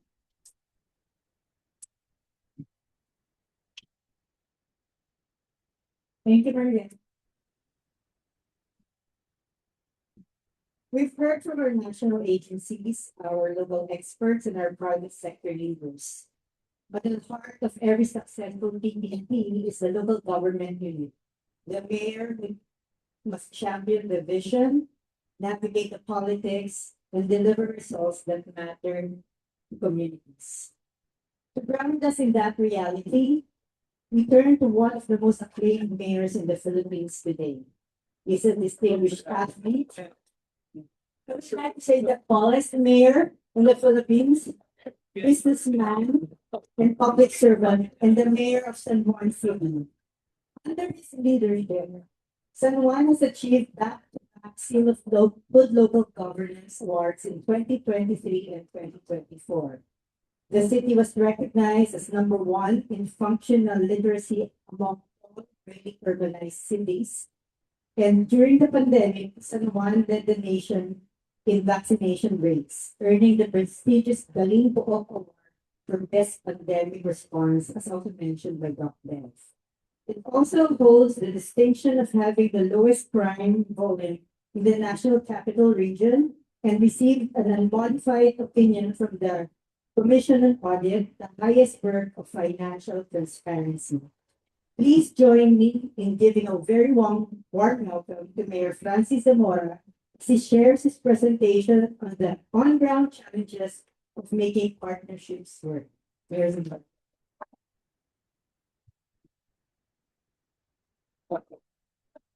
Thank you for the kind introduction. Pressure naman po. Salamat ako kasi wireless po ang microphone ninyo.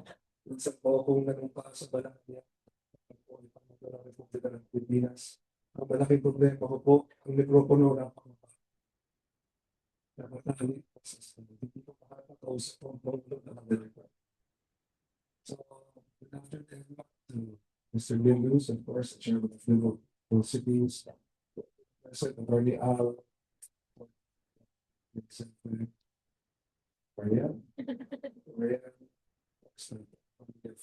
Ma-adjust mo kami. Na-realize ko, andito ako natin sa Globe Tower. Ano sa tingin ko? Yeah. Of course, bati po ang ating mga boss. Mabait. Of course. Ayun, listening online. My name is Francis Zamora, City San Juan. My third term as mayor, also the National President of the Liveable Cities Philippines and the President of the Metro Manila Council. So I have responsibilities, but I'm honestly enjoying all of this because for the mayor is a rare opportunity. You only have 3 terms, 3 years, 3 terms, so 9 years. So why are they sharing this? So no, I actually realized 9 years is just so short. And now my 7th year, and there's still a lot of infrastructure projects that we'd like to do.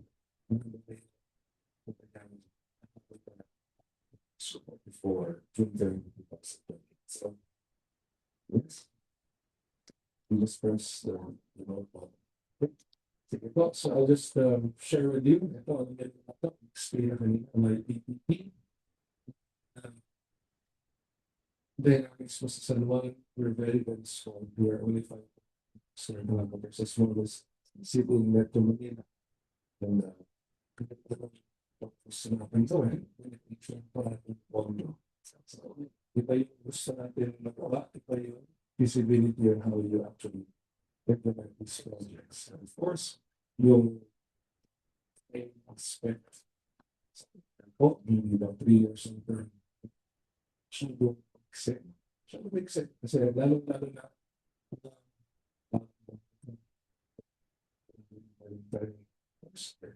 second year, sisimula na talaga. Election time na naman. So, I honestly think it's too fast. Sure.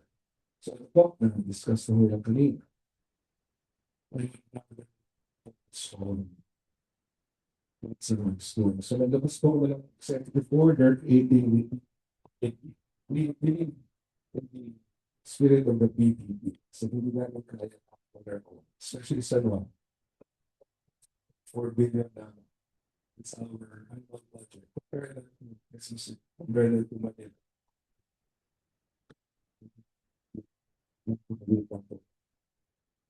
So, ano gawin? PPP. So, the EO basically is for planning and for the overseeing and monitoring of PPP projects to ensure compliance with national PPP laws and all projects with the city development plan. Let's talk about this, our makabagong San Juan Economic Housing Project.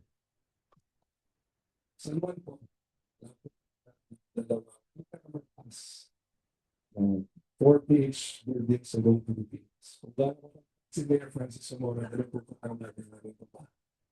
Dalawang 34 stories 4 PH program buildings. Sila po,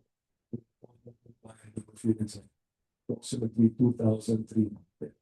So, each unit will be somewhere 25 to 27 square meters. 34 stories po yan. Both are located in F1 on the street. Actually, ginagawa pa po siya. 4PH siya. That's not a PPP. Yung 4PH, nagagawa natin yan. Next, may lupa ang LGU. Saan pa kukuha ng pondo? So you have to go through SHOPC, which is the Social Housing Finance Corporation. So SHOPC, and eventually yung pag-ibig, magbabayad ng construction. So you need all of these components merge together. After 4PH, paano ba ba constrain natin? One thing, meron SHOPC.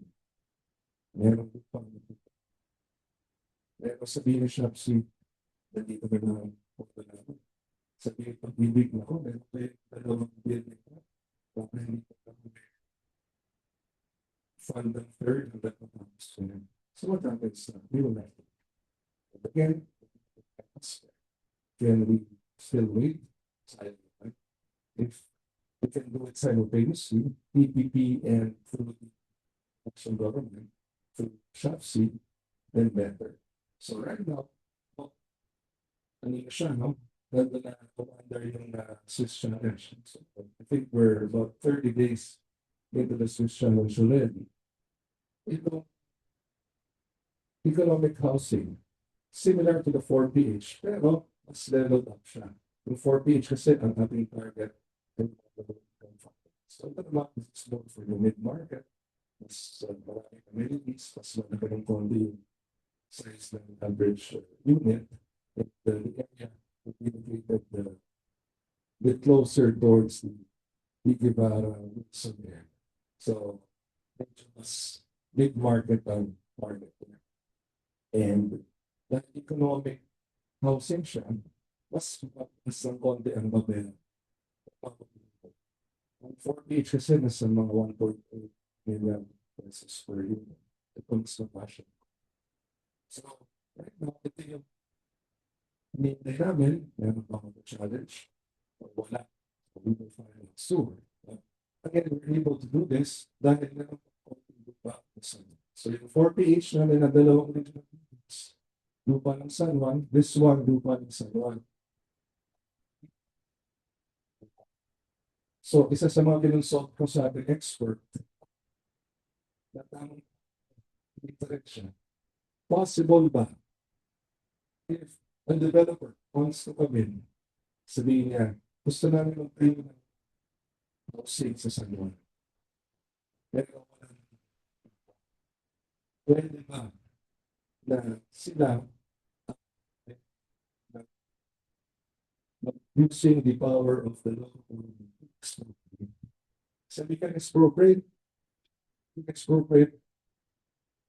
under the law of government as long as the purpose is kailangan pa. Pero, action din naman. Mas mag-expropriate kami, maglalabas kami. Magbabayad. So, ang tanong po kaya na reduce the power of the LGU to expropriate. and fees related, and of course the optional purchase price. Lalabas sila yung whether sa LGU, dahil babae. Dahil babae. Pero may sunod sa board Zafe siguro isa sa mga seven. So, hindi pa naman consummated yung PPP agreement because remember, medyo mahaba ang process. If this mode is somehow allowed, sabi ko, gusto natin sa salon. And hindi nabanggit kanina sa introduction, we're also the only drug cleared city in London.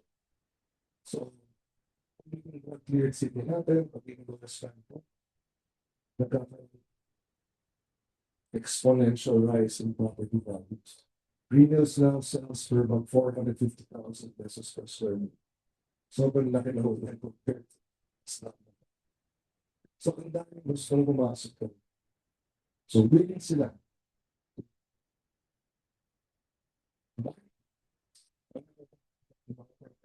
For me, hindi naman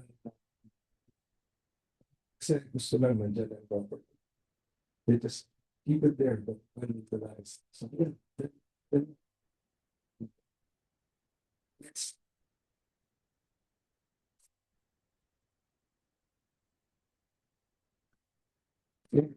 processes of operation. Somewhere is dumaan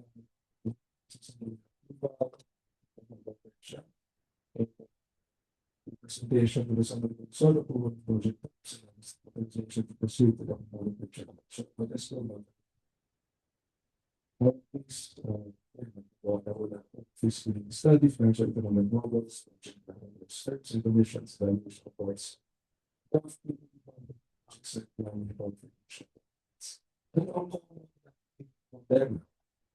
Medyo mahabang proseso. I'm not sure how gusto natin bilisan.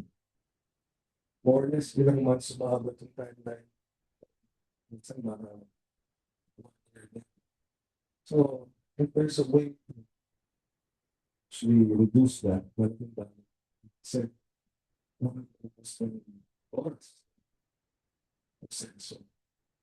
so, and we also created our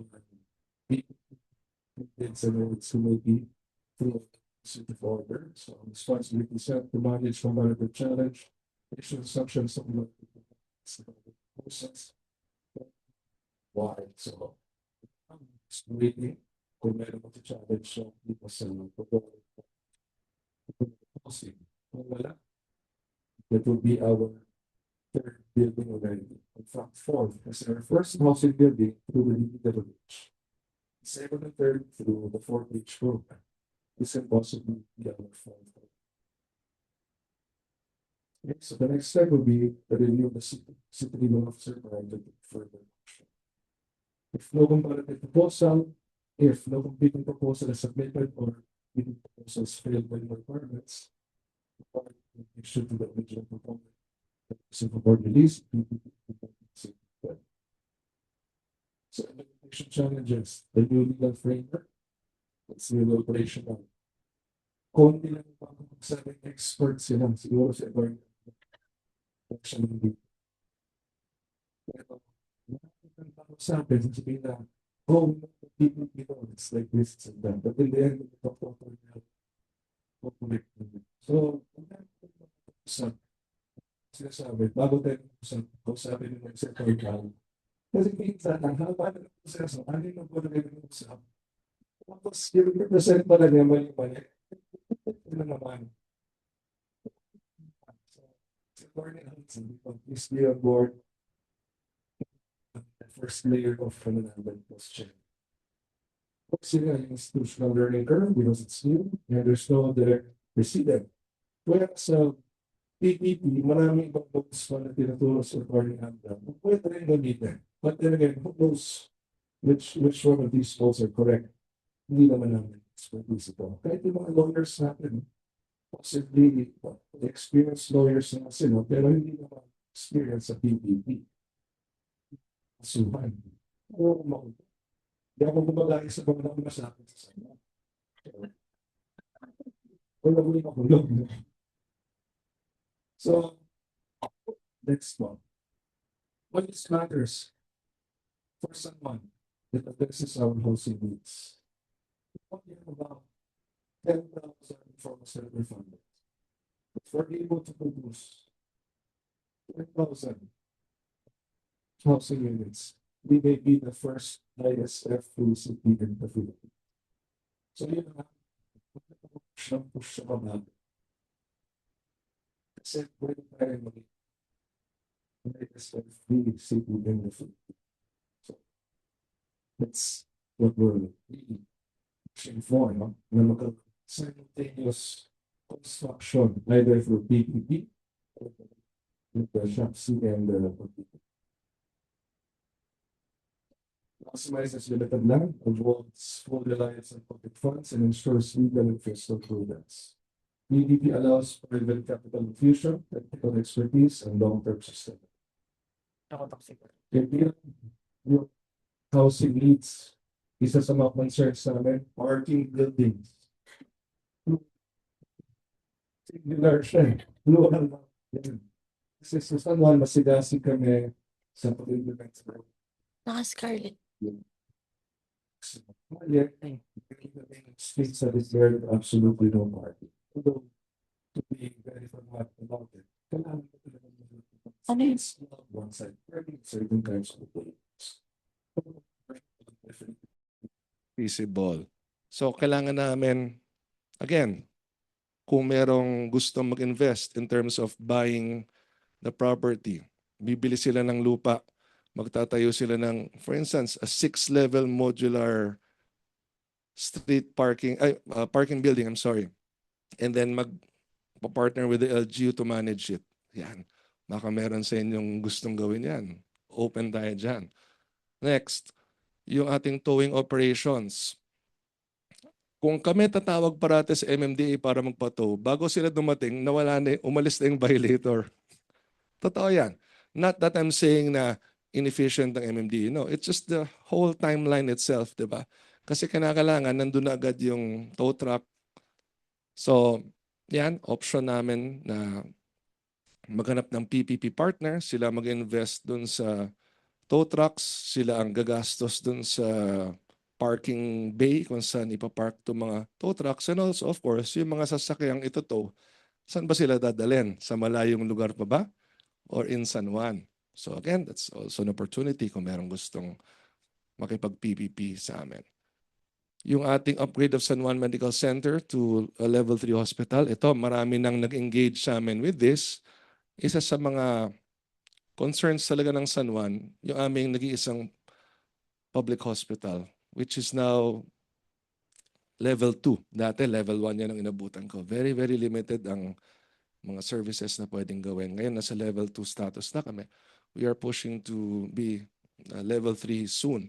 So, ito naman, lahat ng kulang namin, binibigay namin dun sa mga possible partners.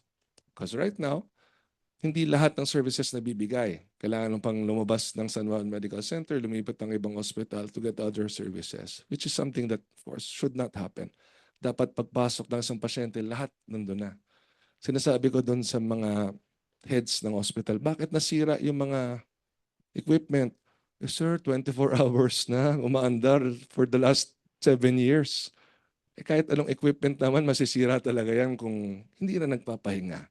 But can we afford to have multiple equipment?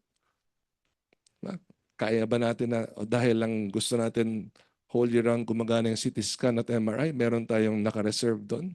Magkano po ba ang isang MRI? No? Napakamahal niyan. Nasiraan lang kami minsan ng parts ng CT scan, 35 million pesos na.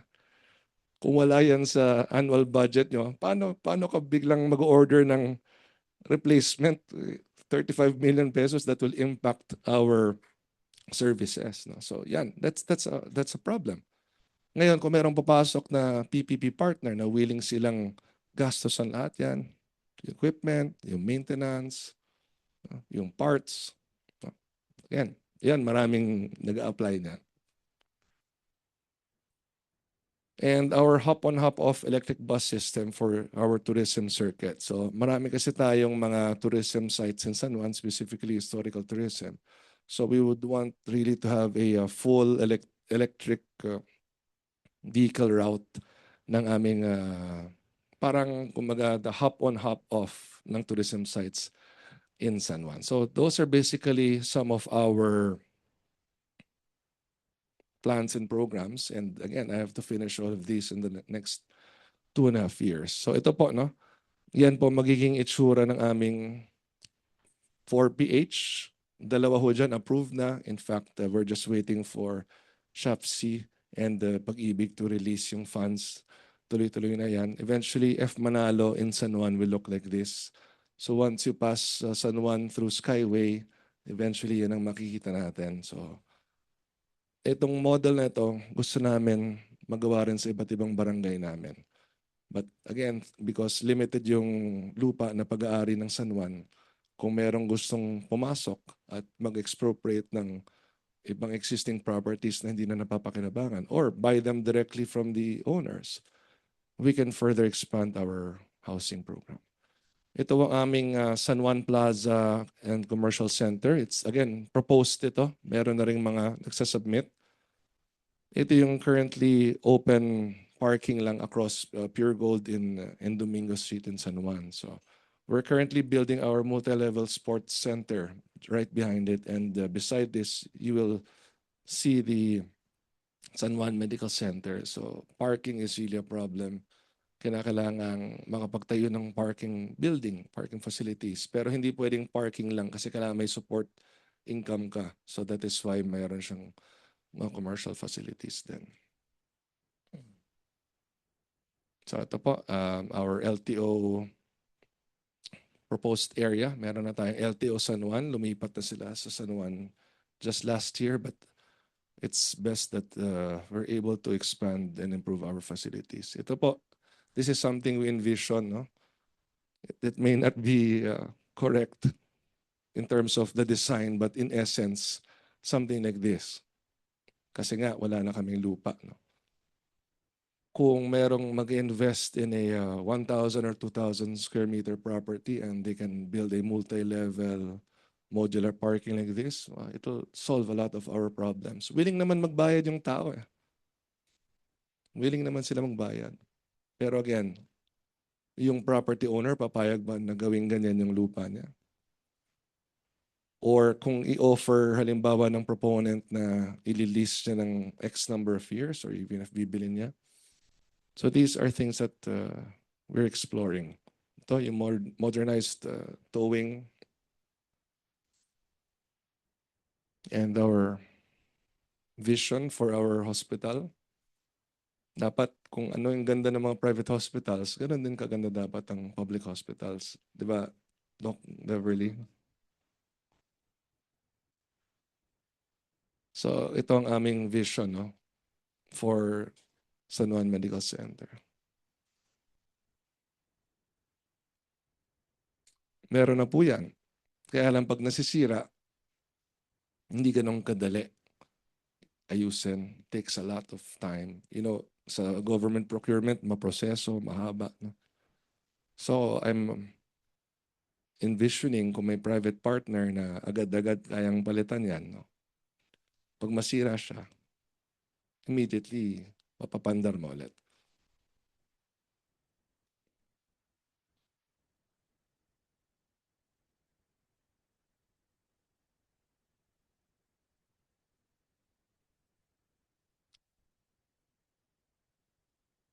So ito po, no? Ito yung list of equipment that we need. Based on the wish list of my medical director, it'll cost around 600 to 800 billion pesos to convert San Juan into a level 3 hospital that people can say kompletong-kompleto na. So kung meron sa inyong gusto maglabas ng 600 to 800 million, nandito po ako, mag-usap po tayo. Para makamit namin ang aming pangarap for San Juan.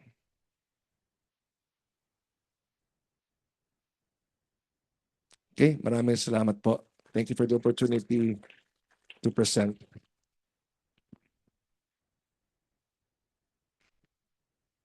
Thank you, Mayor Zamora.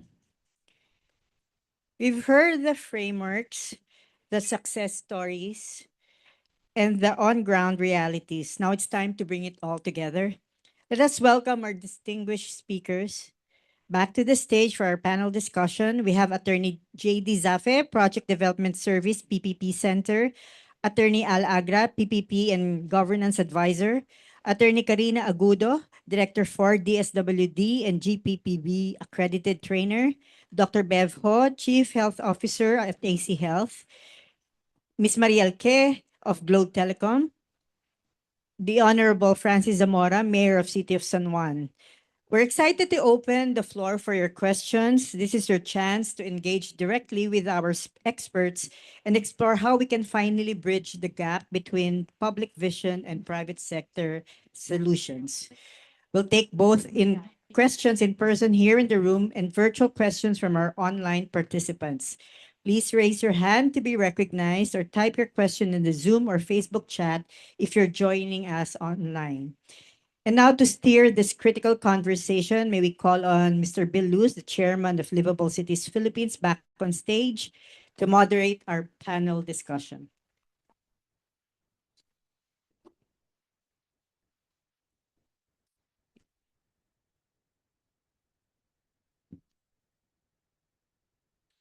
May we invite all our speakers to the stage, please?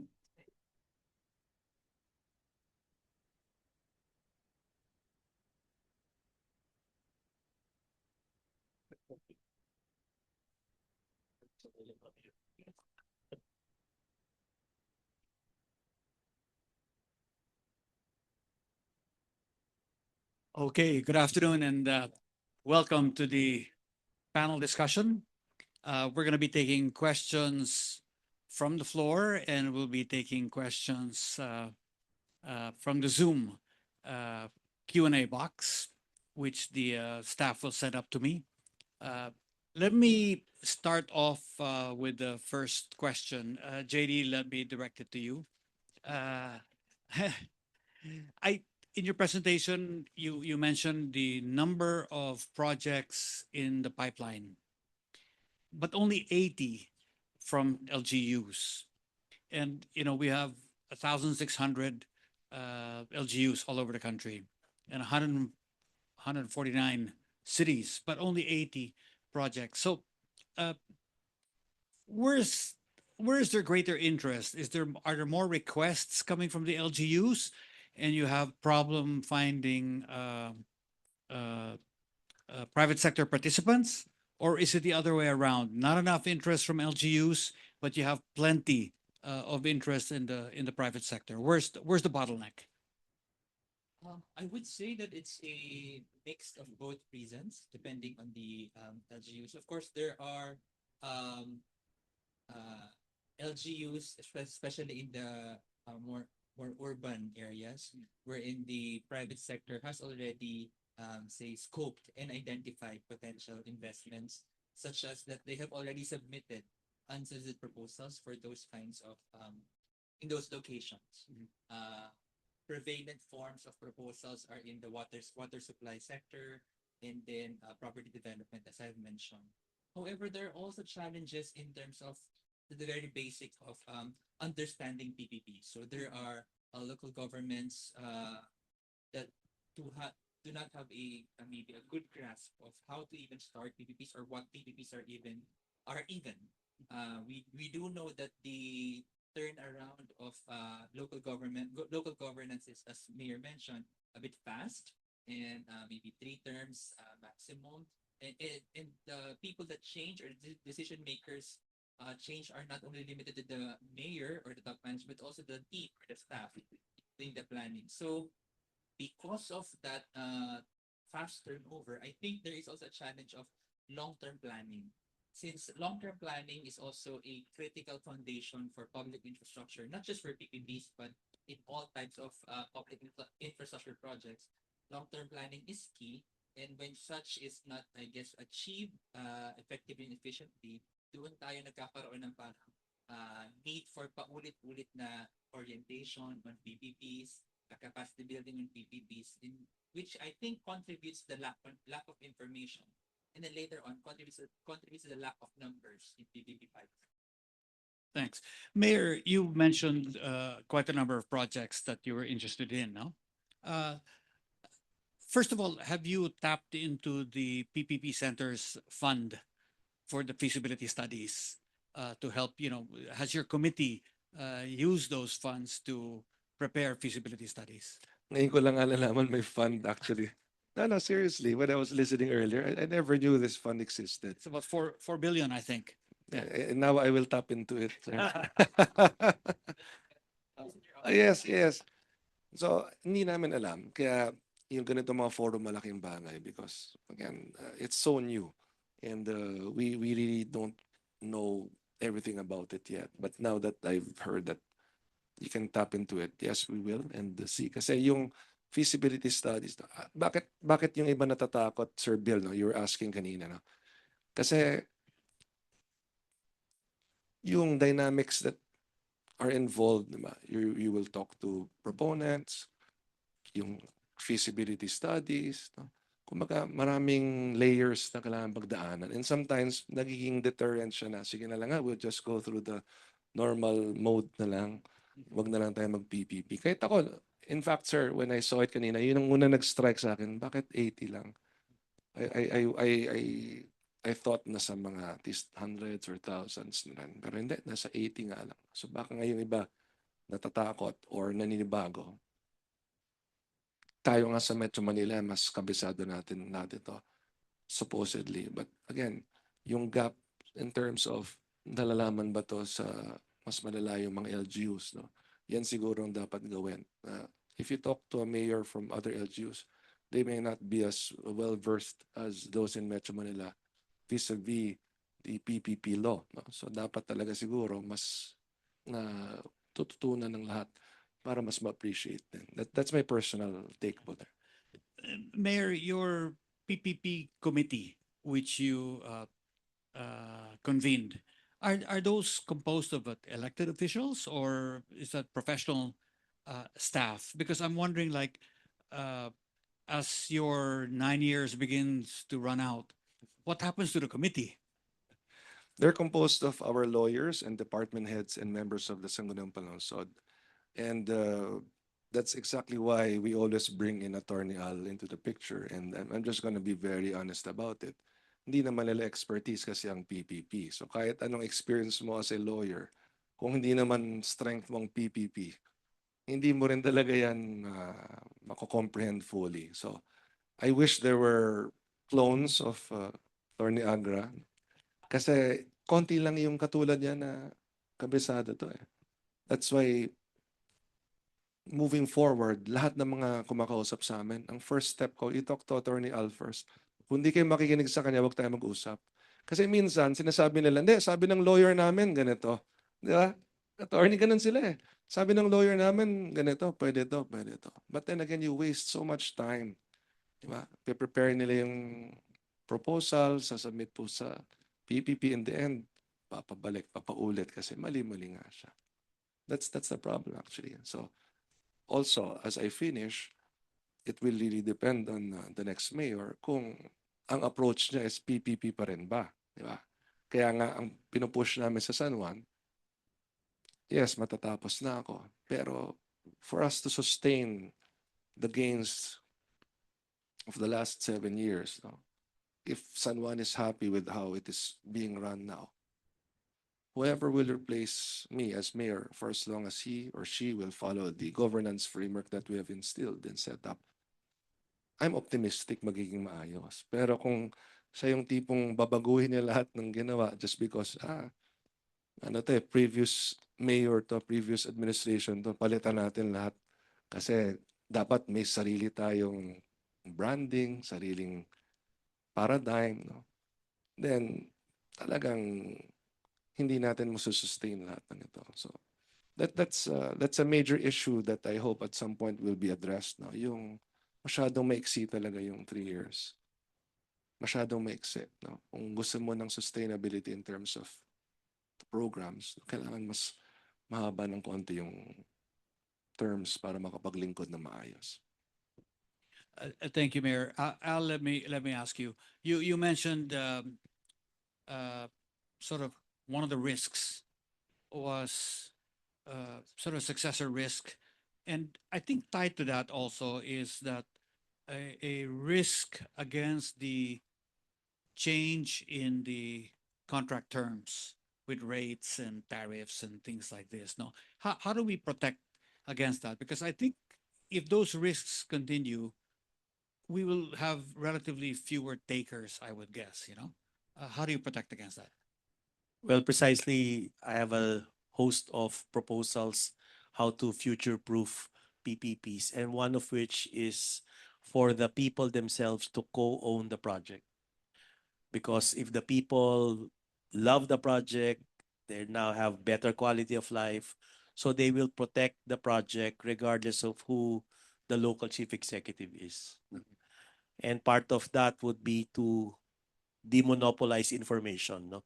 So thank you dun sa na there should be a lot more experts about PPP. Dapat lahat ng LGUs alam ito, alam ng mga public sector. So demonopolize information, demonopolize opportunities. Wag lang big conglomerates. Even local businesses should be part of PPP. Hindi naman kailangan laging big ticket projects, no? So maganda merong CapEx light. I learned that. Thank you, Bev.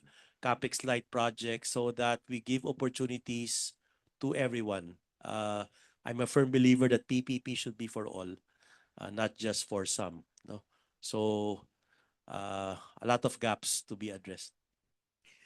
Karina, let me ask you from your perspective at GPPB, do you see the level of interest among vendors and suppliers? Is it rising? I mean, are you getting more people signing up in PhilJeps, or people are just saying this is too complicated, I don't have time to learn it, and so you just have a constant supply of the same vendors? Because I think the public perception, and we saw it in flood control scandal, is that there are a lot of suppliers, but there are favored suppliers. Obviously, it's such a very, very small, narrow field of people controlling the vast amount of projects. So is that the deterrent? I mean, are people more interested in getting into the system, or just giving up and saying, I'll stay out of it? In the number of trainings that we've been hosted, orienting the stakeholders on on the new law, there are many suppliers, contractors, and consultants participating. Since there's a new law, everyone is interested in identifying or knowing what are the new requirements. Plus, there are now other innovations on participating in procurement. Now they allow online bidding, so submissions are done online. It limits the interface personally between the procuring entity and the suppliers. In our case, when we started framework agreement with suppliers, there's a sense of hesitancy on their part kasi the quantity is so huge, and then there's no guarantee that we will order. So what we did, we called all suppliers, we called all manufacturers. Even manufacturers were hesitant to participate because they said they have their own distributors. Yeah. We encouraged them. We hosted summits for them. We oriented them from step 1 until payment. We assist them in preparing all the documentary requirements so that they can participate easily. Wala masyadong hindrance in participating. Also, under the new law, it focuses that suppliers and bidders are our partners. We're not adversaries. Hindi tayo magkakaaway sa procurement. Hindi siya kami yung tama, kayo yung mali. That we are partners, and we should always, in engaging them, teaching them on how to properly use the procurement rules and regulations, how to participate, instead of just being passive and letting them just submit the quotations. And then later on, there are many failure of biddings in the process. If I may, you mentioned flood control. As far as I know, there's no flood control undertaken through PPPs. These are all procurement projects. And therefore, I believe because PPPs are performance-based, we could eliminate, if not mitigate or reduce substandard ghost flood control projects if it's undertaken through PPP and not just procurement.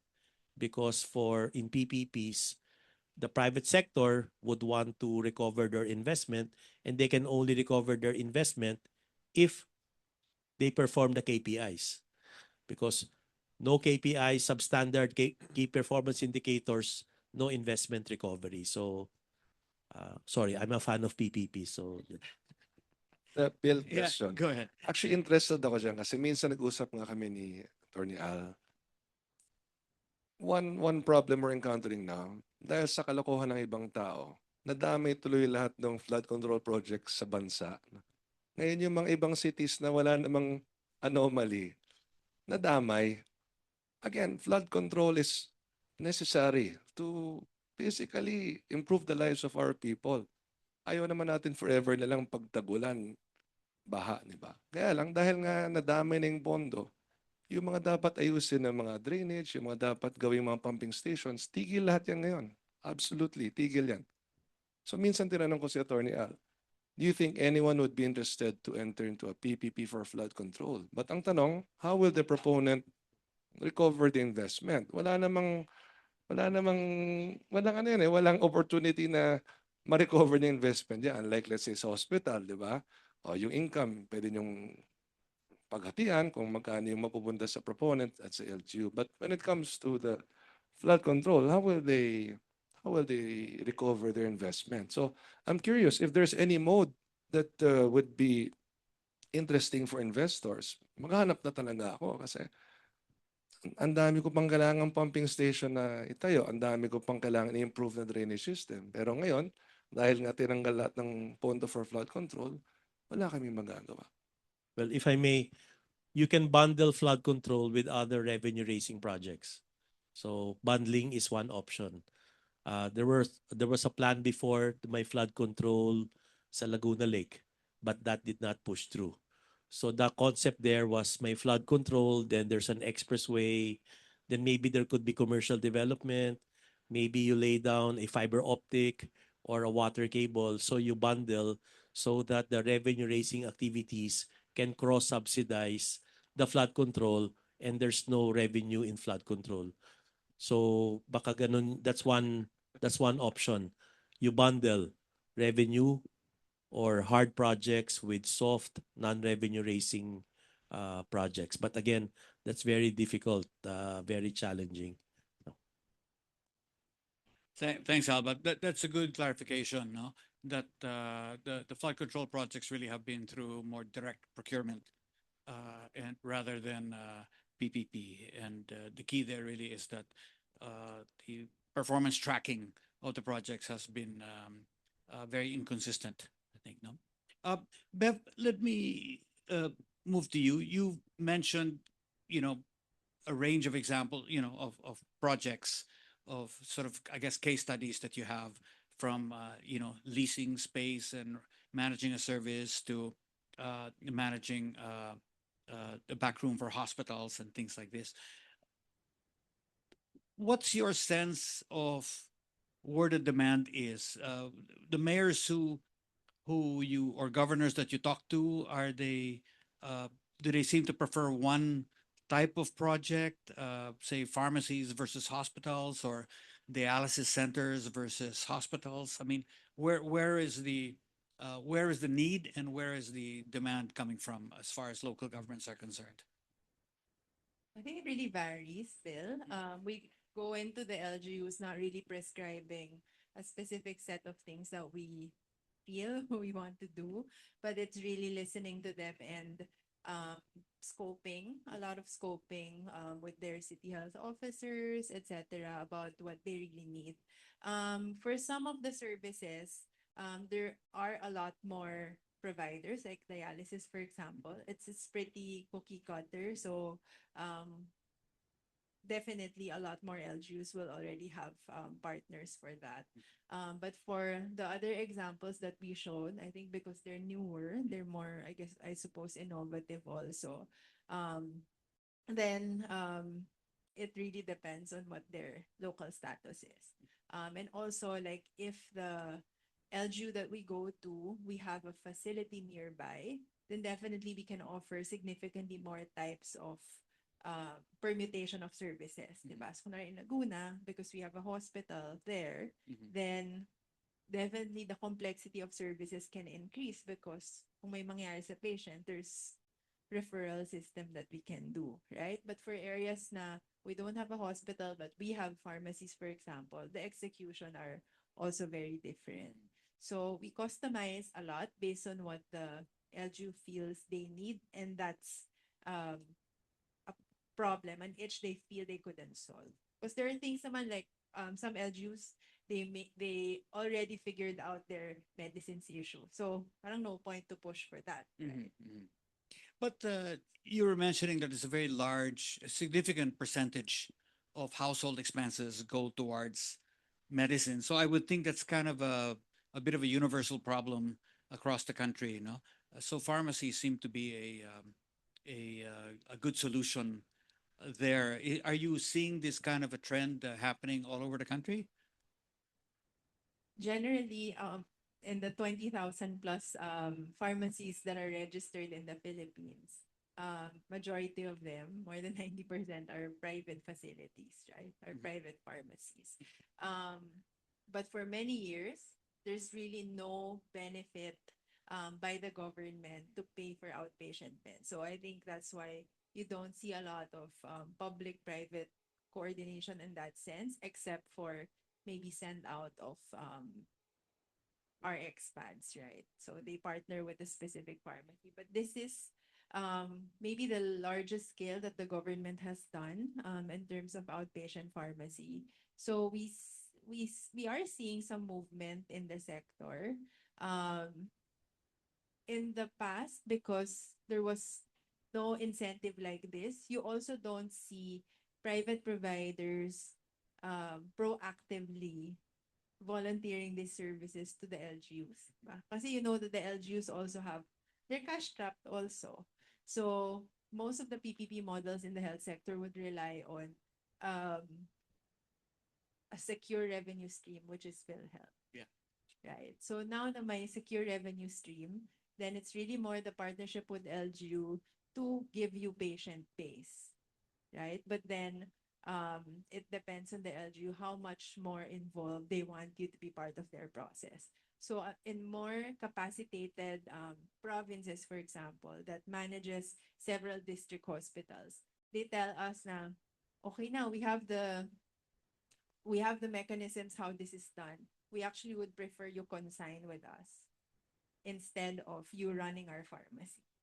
So that's how we need to customize our proposal. But for certain LGUs that maybe are in transition, have lower capacity, sila yung may interest to say na, maybe I don't want to have this problem anymore, and we want you to come run it for us. And if I may add, let's not forget the barangays. Barangays as local government units, they can also enter into public-private partnership. So one of the things that we discussed in San Juan would be PPPs for barangay health centers. So one option is you deal with one barangay. The other option is you deal with clusters of barangays, or you deal with the city.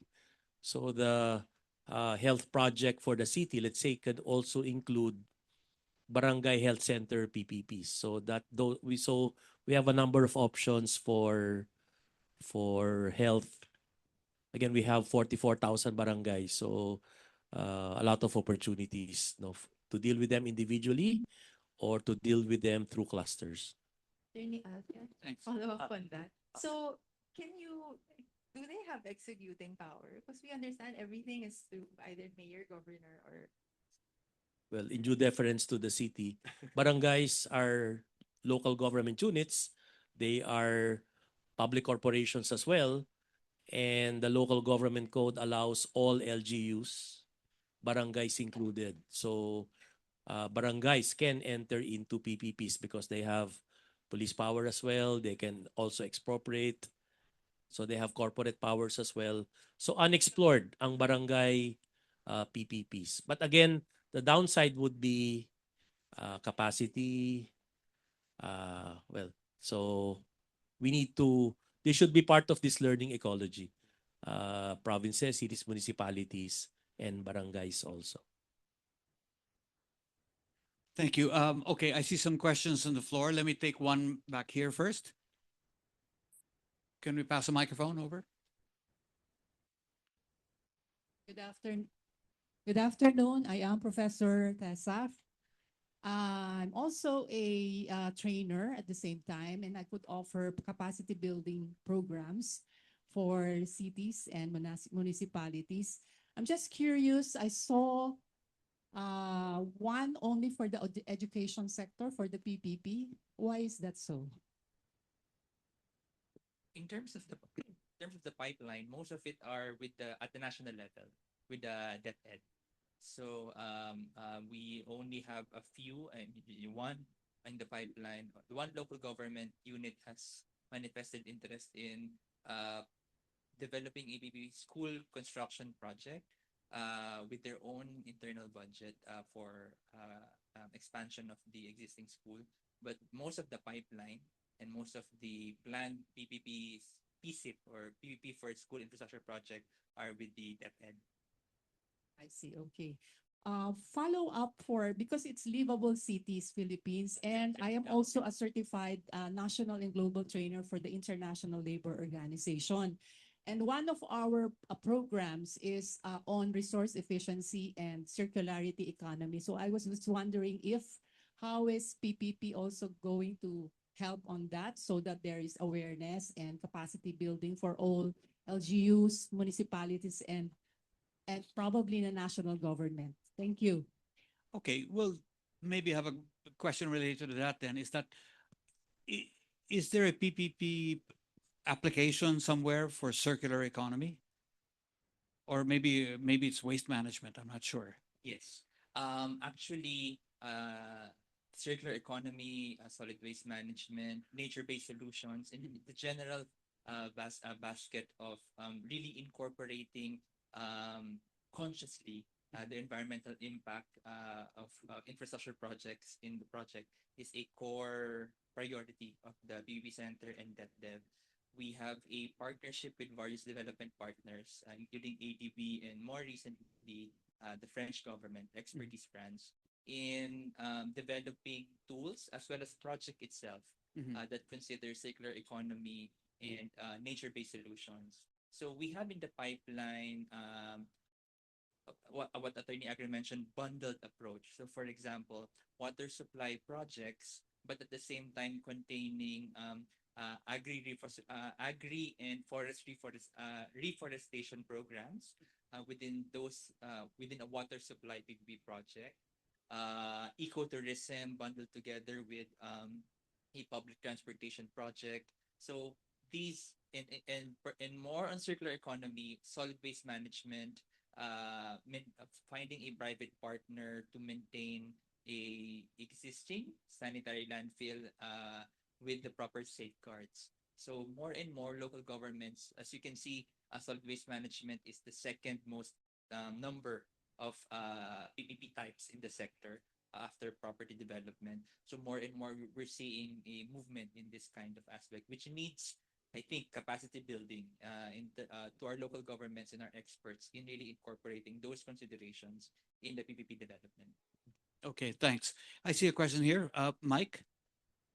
I'm Michael Aluna and I have a little outfit called Atin to Development Services. Hindi amin, kundi atin ito. No? Anyway, but I use it less because I may immerse myself into transport co-op organizing. So whatever ideas, progress I have, I get it part of a transport co-op. Anyway, my question addressed because we have the worst traffic in the world since 2023. Now, they say, what can we do? We have a traffic climb. Hey, anyway, kidding aside, I was just wondering how come there was no major conference or congress to solve this gridlock of the traffic in Metro Manila. Maybe you could address this to Mayor Francis.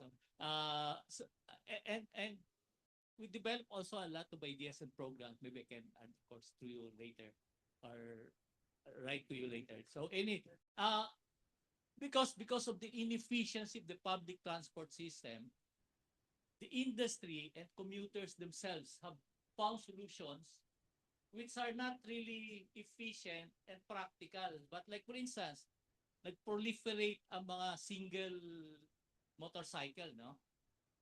Commutes also buy motorcycles. I attended an ADB, 4-day ADB forum in 2024, and I met a lot of transport experts. They say that motorcycles are not a public transport because public transport, by definition, high capacity, high passenger capacity. A single, isa lang sakay nun eh. And it's 8 to 10 times more expensive. But commuters, they patronize it because they have no choice. Public transport is inefficient. So, but if we can make public transport more efficient, of course, it's a different story how the public transport program has been 8 years na, pero very slow, no? And that's a long discourse altogether. But because one big regular bus, for instance, can replace 50 to 70 cars of road space. Because you need road space in between, up front, back, and beside. So that's how much of road space of cars and all. But people, because inefficient, like for instance, you have buses going from, let's say, Quezon City to Makati, Ayala. But once they go to Ayala, they drop off their commute passengers on bus stops. Let's say a car owner, he goes to an interior road, let's say AIM or Legazpi or wherever. It's a long walk from the bus stop, so he'd rather bring his car. So no one will bring, will take the bus, and all the bus are jam-packed. So inefficient, and like the EDSA car highway, it's a good thing, but pila-pila yung pasahero, pila-pila pati yung bus. So it takes time to load and unload the first bus before the next bus starts loading and load kasi boundary hulog. It's a whole why it's that inefficient. Your question, please, Mike. So my question, how come there's no because we're talking about livable cities, and very fundamental in having a livable is city or is transportation. So I'm in transport, so I have some ideas and programs. So I think there should be more stress in that, and all the other problems I think can be solved. Okay, thank you, Mike. Thank you, Mike. Actually, have there been any PPP proposals on public transport? Yes, the biggest chunk of projects, 3 projects under implementation and in the pipeline is in the transportation sector. But of course, they are not at the local level, but they are at the national level. So they are being handled by the Department of Transportation and the other attached agencies of the OCR. If we take a look at the percentage of resources devoted, PPP Center resources devoted to transportation, it's 80% of our resources are being given to the OTR for project preparation, construction, And what types of projects? Like rail projects? In Okay. the pipeline right now, the OTR is working, and its agencies are working on the expansion of the EDSA carousel. So the EDSA BRT, Cebu BRT, and the Davao Public Modernization Project. The rehabilitation of the MRT3, because the MRT contract is expiring. So we are looking for a PPP partner for the who will take over the MRT3, LRT1 extension, and then rehab of LRT2. Of course, the other rail projects that are ongoing are the North-South commuter line and the Metro Manila subway, which the government took a loan for, and then the O&M will be via PPP. The operator and the operation maintenance contract will be via PPP for those 2 big rail projects. There are other projects in the pipeline in transportation and aviation, but mostly at the national level. But we do have local public transportation projects as well. In the pipeline that Mayor mentioned earlier, the hop on, hop off, we have seen some local governments develop those kinds of projects geared towards either tourism or maybe bridging the last mile between the major public transportation to the last mile where the constituents are maybe residing or the concentration is.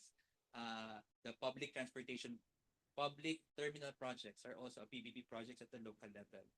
So there are efforts, but should have been done years ago.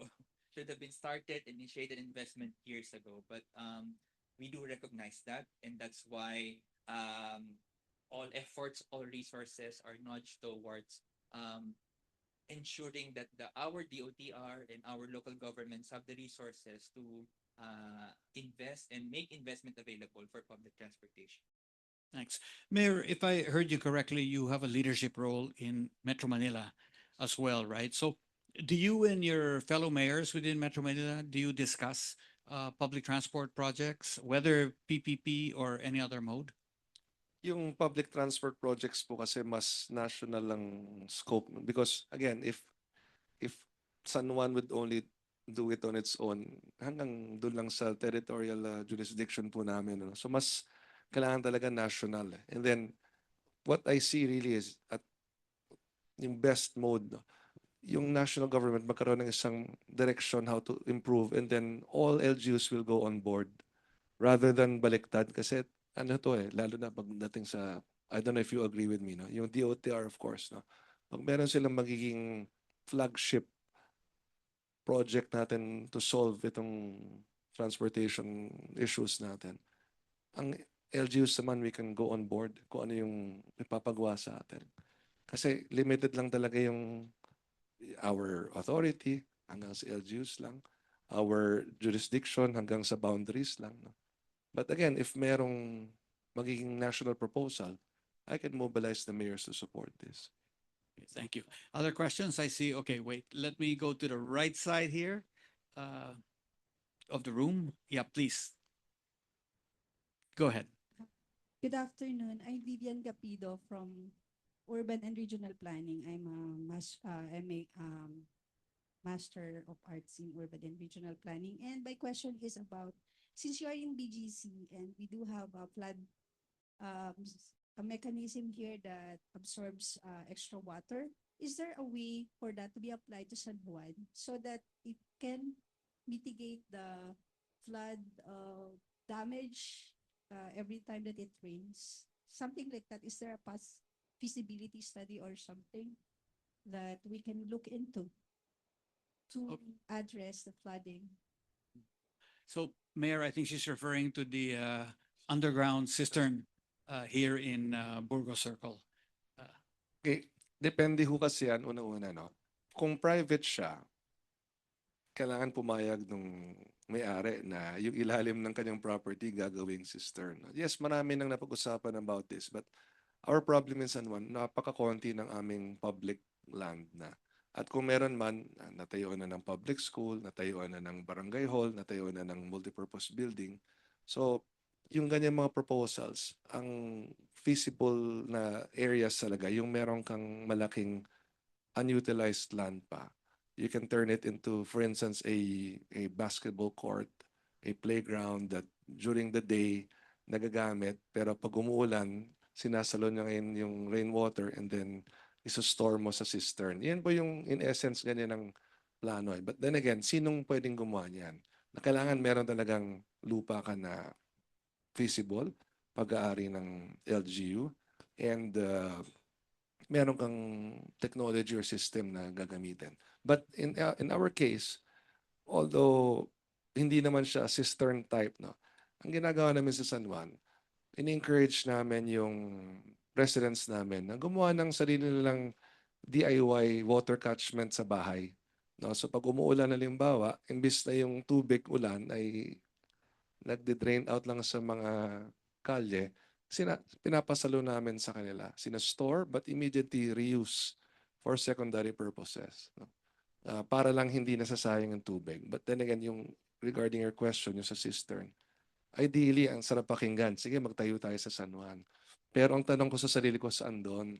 No, kung meron man kami natitirang lupa, napaka-kaunti na lang. So, maybe in other bigger LGUs na mas meron silang LGU-owned properties, pwede yan. But nakita ho namin yan when we went to the Netherlands. Ang ginagawa nila ron, yung mga open parks nila, ang ilalim, puro mga cistern yan. Naka-plan out talaga. Parks, playgrounds, open spaces.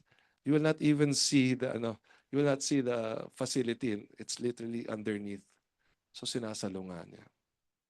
Tapos I would just like to comment. Bali, I was there at pinaglabanan to the nung viewing ng telescope for the Yung sa moon, yeah. I would like to commend the LGU of San Juan for doing that kasi there's a lot of people lining up to see the moon. So I was there kaya congrats to you. I'm really happy about attending that after our office hours here at Taguig. Thank you po. Actually, ilalim ng pinaglabanan shrine. Ito, may not be connected, no? Pero just for information, matatagpuan dyan ang El Deposito, underground water reservoir. Yan yung inattack din Andres Bonifacio noong August 30, 1896. Yan ang water supply ng mga Kastila during that time. No? And why did Andres Bonifacio attack it? Because he believed then that if he was able to control the water supply of the Spaniards, they would win. But in the end, they lost. Kaya siya tinawag na Battle of Pinaglabanan. Kasi, ano yan first big battle, natalo ang Katipuneros, but eventually became the catalyst of bigger battles, which eventually led to Philippine independence. So pag madalo po ninyong San Juan, you can go underneath kasi binuksan na natin yan through the help of the National Historical Commission of the Philippines. Yung El Deposito Underground Water Reservoir. Ito yung El Deposito Museum. You will see there a series of tunnels. Lahat yan connected hanggang sa Marikina River. Almost 8-kilometer stretch yan na ang water supply dati ng Manila galing sa Marikina River. And because San Juan is elevated by gravity, mababa siya ngayon sa ibang mga cities. So masisilip nyo yun dyan.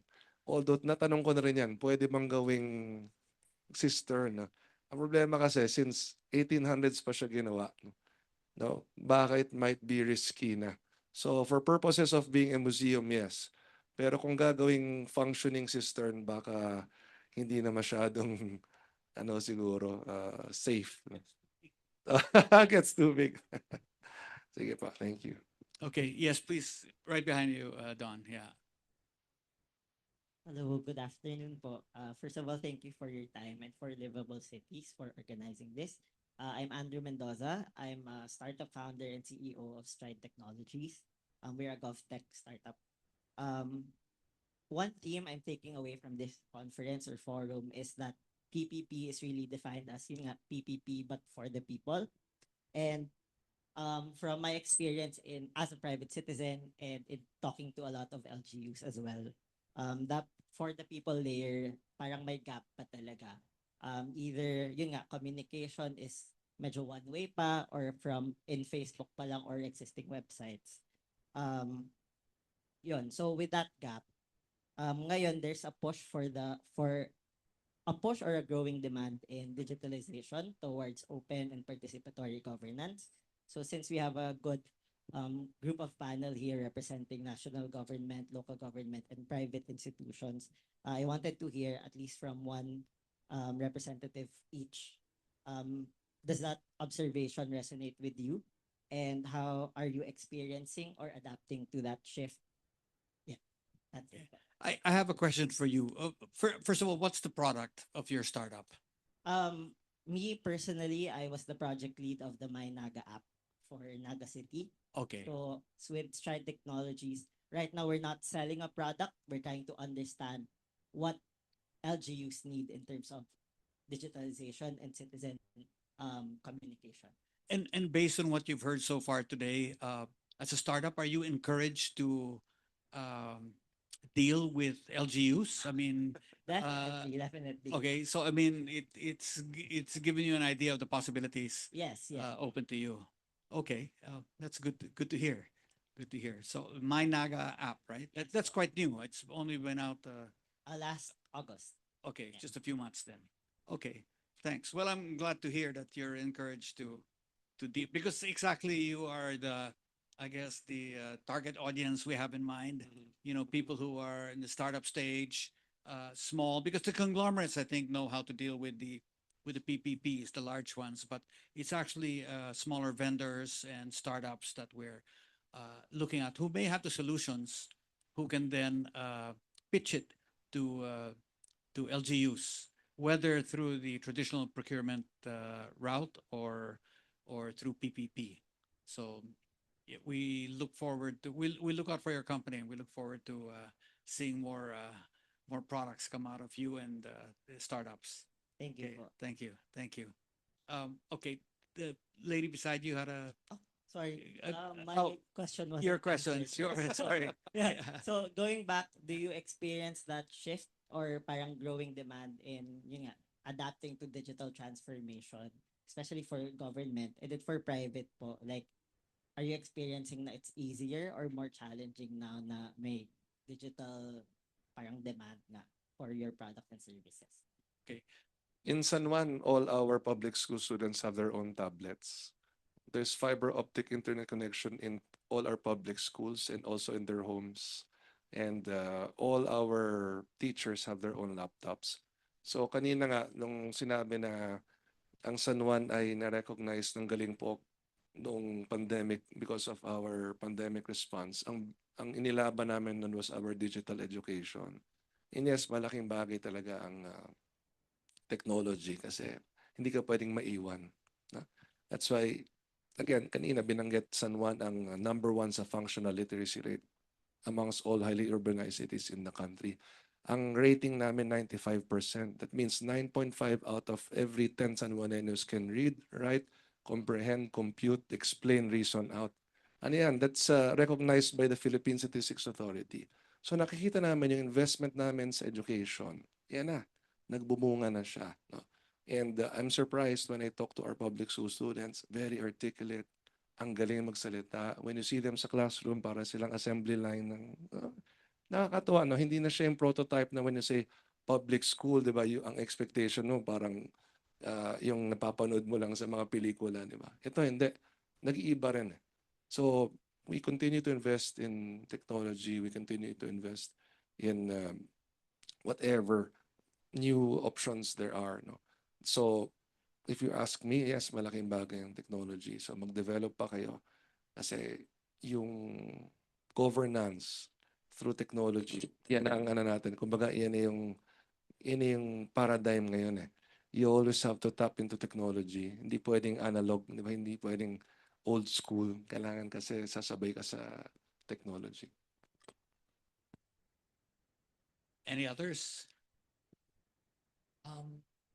Maybe speaking on two perspectives. So from perspective of a PPP Center employee. So from our office, we've been seeing demand, and of course, we're trying to address that demand into digitizing our processes, such as online submission of unsolicited proposals.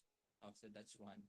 But on another perspective, we've been seeing local governments being open to even considering ICT and e-governance project, such as in traffic management and traffic rules enforcement, as well as some e-governance system in terms of issuance of the certificates or issuance of the clearances. They are open to it and are receiving proposals and evaluating proposals for those kinds of projects. So there is, of course, I see energy and initiative going to that direction, making more efficient for their constituent to avail of the services online and maybe in open platforms.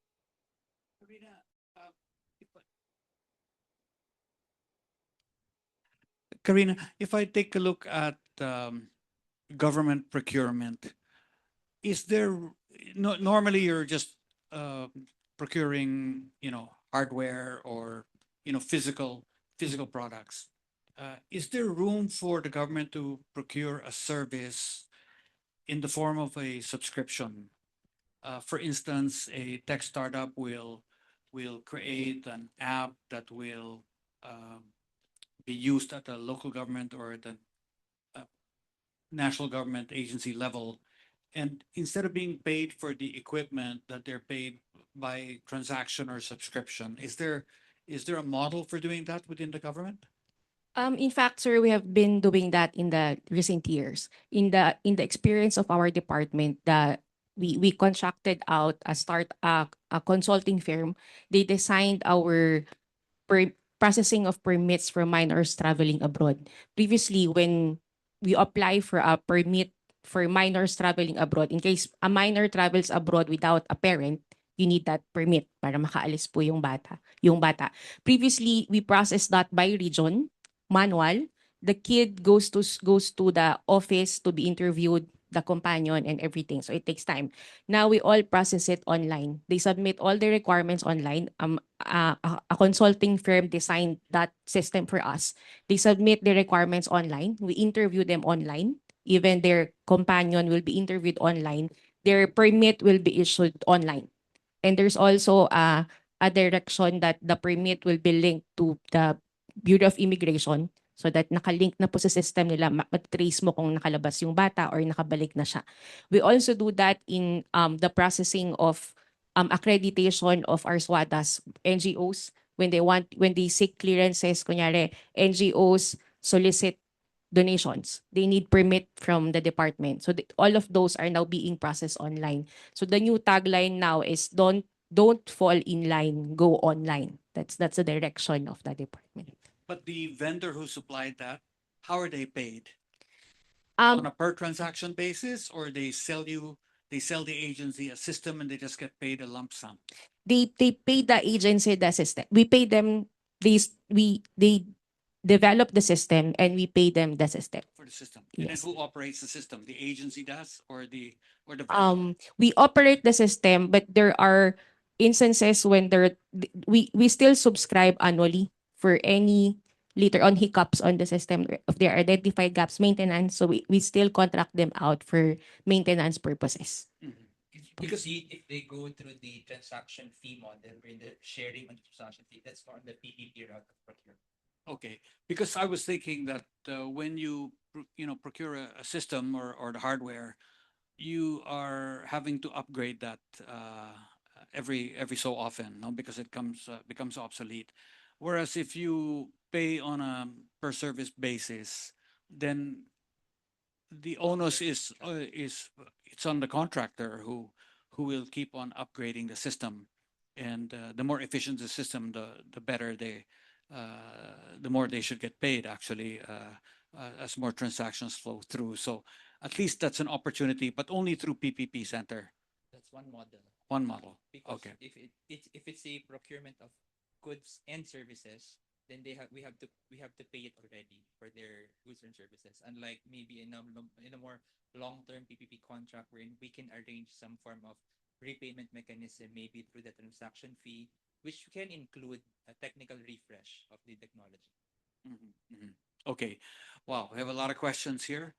Okay, let's go here to Veron. Afternoon, boss. Just two questions for Mayor Francis. What is your advice to the mayors who have a vision just like you, but are reluctant to enter into PPP?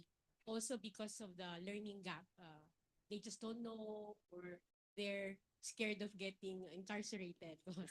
And then for PPP, has there been any efforts to understand the lukewarm uptake on the PDMF? And are you open to looking at that? Because like Mayor Francis just knows about it now, but is it an asymmetry of information, or there's something the PP Center would like to explore so that the capacities of cities would also improve? By the way, I'm Veron. I'm the Executive Director of LCP. That's the questions. Thank you. Ang sasabihin ko, ang advice ko sa mga fellow mayors ko, you get Attorney Agra sa consultant.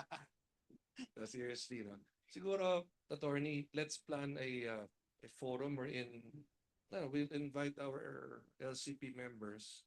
Tapos, paliwanag natin to. Kasi like me, no? Ngayon ko lang nalaman na merong ganyan. So possibly, ang pagkakaintindi natin sa PPP, okay, may gusto tayong plano, i-apply natin. Pero, yun nga, sobrang underutilized.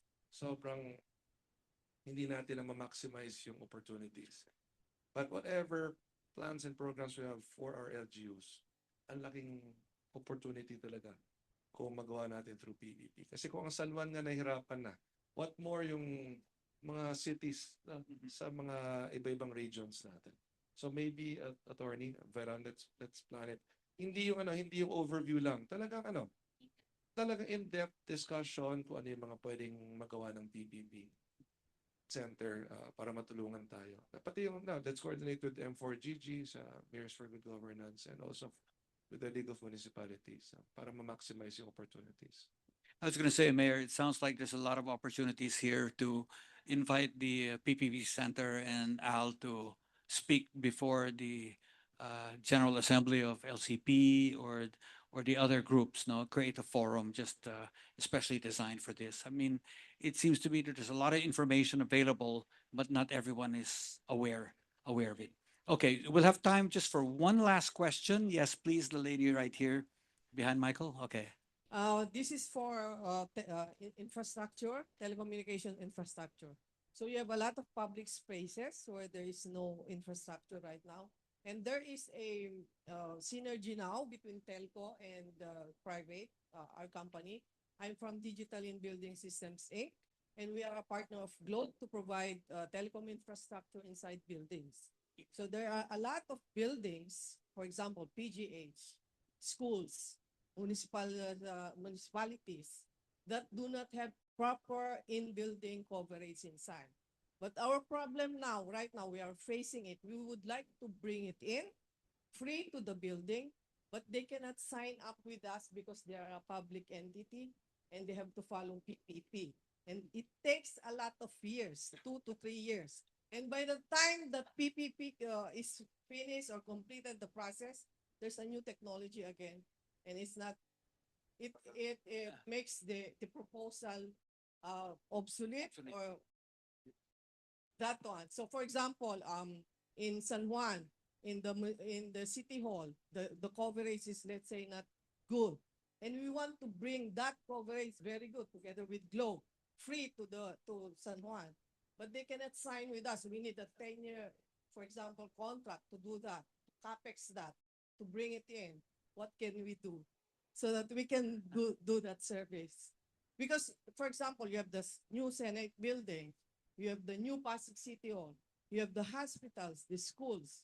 All of these, the telcos have partnered with us so we can bring this infrastructure. So you have connectivity, you can do your digitalization, you can do your transformation. We are giving it free to you together with the telco, but we cannot sign up because of the contracting capability of the public entity to do this. If I may, donations are not covered under the PPP code. So if it's donation, that's covered under the civil code. So no need to go through the processes and requirements under the code. So we have to label it as Donation. But who will accept The donee would be government. Whether school or San Juan. Mag-donate sa San Juan. Okay. Unahin niyo pong San Juan. Okay, nahirapan yan. The problem is you have to sign up with us for, let's say, minimum of 10 years. Again, it's a donation. So but yeah. Saan nanggaling yung 10 years na binabanggit mo nila? Because we need to bring in, for example, we need to bring in the telcos coverage inside the municipal building. And we need 10 years. We have an agreement with them to provide that infrastructure for 10 years. And you will raise revenue from that. With the telco. Then for the usage. The telco will use it to give the subscriber coverage. And San Juan will get a share. They will not get a share because sorry. because I mean the reason there is because it's the telco bringing the coverage to the subscriber, for example. And the 1 peso you need to text inside the city hall is the same 1 peso you need to you're using also outside of the city hall. Yeah. So it's actually a service by the telco in partnership with Well, us. there might be some features of PPP here, not just straight donation. So Building to us that you will allow us to operate in the building, for example, for 10 years. again, if it's pure donation, it's outside the code. But there's some features of PPP. Municipality. Ma'am, ganun naman ng template eh. No money out from the city. Or but there's a long-term arrangement, 10 years. So baka there might be some features of PPP and therefore baka we need to follow the PPP code. Length nung process po ang problema. By the time we finish the, like, for example, a new city hall, By the time we finish the PPP, reklamo na sa loob ng City Hall kasi walang coverage. For example. So it makes the City Hall not efficient to its public service. You spend for the CapEx. We will spend for the CAPEX, for example. Actually, it's what's happening with the private buildings, but we cannot do in the public buildings because of the issue of who will sign and what's the authority to sign. And whether what it's a kind of PPP or not. contract. Yeah. Opo. Yes. Kasi sa private, wala pa kaming problema. They allow us, they sign with us. For example, a private building allow us to operate so that all the telcos, Globe, Smart, and Dito can give, let's say, 90% coverage. But they easily sign with that because public is a problem now. Yeah. So yun po yung aming limitation right now. And we want to do it in public spaces actually. We are very keen to do it in public places. Okay.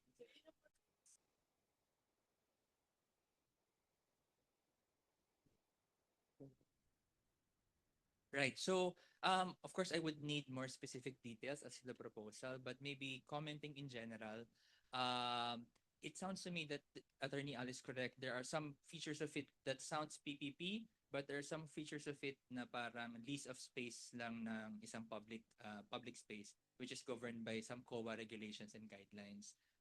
But what is available now is that private sector can request for meetings with PPP Center to discuss their proposals in order for them to know whether this falls within the PPP process or not. Kasi yun yung sinasabi ni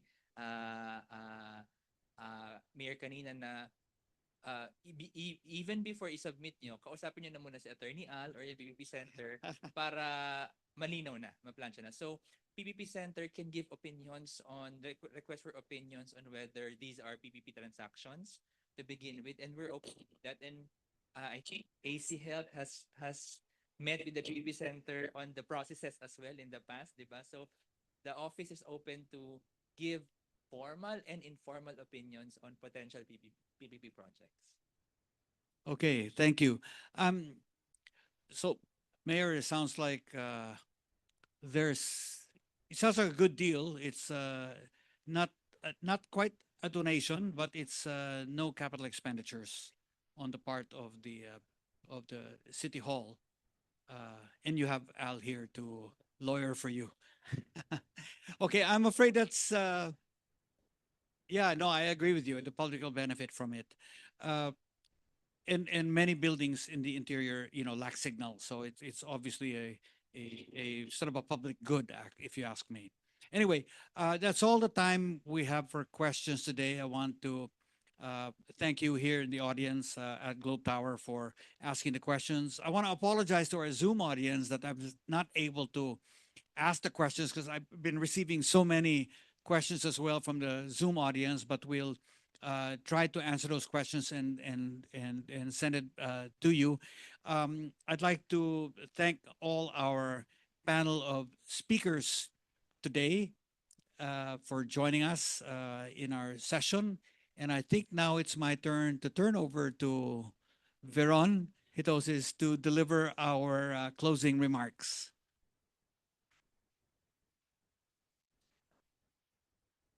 Galingan mo. Nandito si boss. Hindi ako sorry. Ate ko magkatalaga ako. Yes, thank you, Bill. Good afternoon, everyone. Umitaw pa. Sige. As we close this session, allow me to express our sincere appreciation to Liveable Cities Philippines, Globe Telecom, and all our speakers this afternoon. Today's discussion is both insightful and grounded on real-world experience. I think I've never seen Mayor Francis so himself when he gives a suggestion rather than this afternoon, including our national president, San Juan City Mayor Francis Zamora. Thank you as well to all the participants who joined the first Liveable Labs of the year and contributed to a forward-looking discussion on how we can move beyond silos to foster economic growth. This event provided an opportunity to solidify discussion on public-private partnership as an innovative and multi-sectoral approach to improve public service delivery. More than a policy tool, as suggested by the presentation of Mayor Francis, PPPs recognize that sustainable development is best achieved when everyone works together towards shared outcomes. Our conversations affirmed a powerful truth. The gap, o gaps pala, plural pala, sabi ni Attorney Al, the gaps between community needs and government capacity will not close on its own. It demands stronger partnerships, clear frameworks, and willingness to innovate together. For the League of Cities of the Philippines, collaboration is strategic. Our member cities vary greatly in size, income class, and technical capacity. And yet one truth is certain. Not even the most resource-rich cities can solve the complex challenges of urbanization alone. The realities we face, from infrastructure to public health to quality education, require shared responsibility and shared expertise. We heard from leaders who have demonstrated that collaboration is not merely theoretical. The experience shared by Mayor Francis, Attorney Al, Dr. Bev, Director John, proved that partnership-driven growth is practical, scalable, and achievable. These are models our cities can study, adapt, and replicate. As the League moves forward, we remain committed to equipping our cities with tools, technical guidance, and platforms necessary to translate dialogue into implementation. Nakita niyo naman po kanina, nag-order na po ang aming National President to partner with the PBP Center for a more in-depth dialogue on public-private partnership. For cities to be PPP ready, there are crucial steps to be taken, guided by a paradigm shift that promotes working collaboratively with our partners from the private sector. We have learned so far that the enactment of the PPP law must be complemented by capacity development programs, training, and communication strategies to ensure buy-in from cities, municipalities, provinces, and barangays, just like what Attorney Al mentioned. Ultimately, our goal is very ambitious to ensure that partnerships are formed out of strategy and very intentional. When cities engage the private sector with clarity of purpose and proper safeguards, these partnerships do more than deliver projects. They strengthen institutions, improve systems, and build long-term resilience for our communities. Once again, congratulations to the organizers for their work in arranging this event and to everyone who has contributed to making the first Liveable Labs of the Year a resounding success. Let us continue building cities that work because cities that work together. See you all again in the next Liveable app. Thank you, sir. Thank you, boss. Ako lang ang sumunod sa... Thank you. Thank you.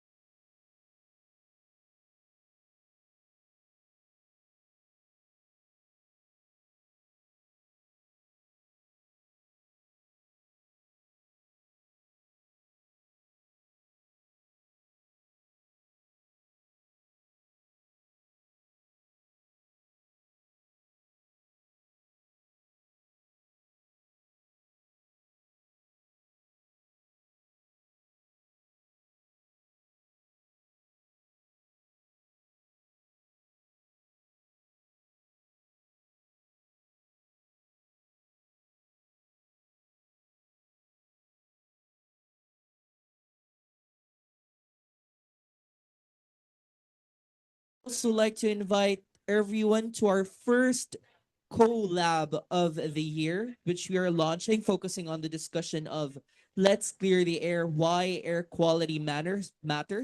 This will be happening on the 18th of March, 2 p.m. to 4:30 p.m. Wednesday at the Kickstart Ventures 55 Paseo de Rojas Street, Makati City. You may scan the QR codes flashed on your screens to sign up for on-site or join us via Zoom. Once again, thank you for being part of this very important conversation. Stay safe, enjoy the snacks, and we look forward to seeing all of you again in our next Livable Cities Labs.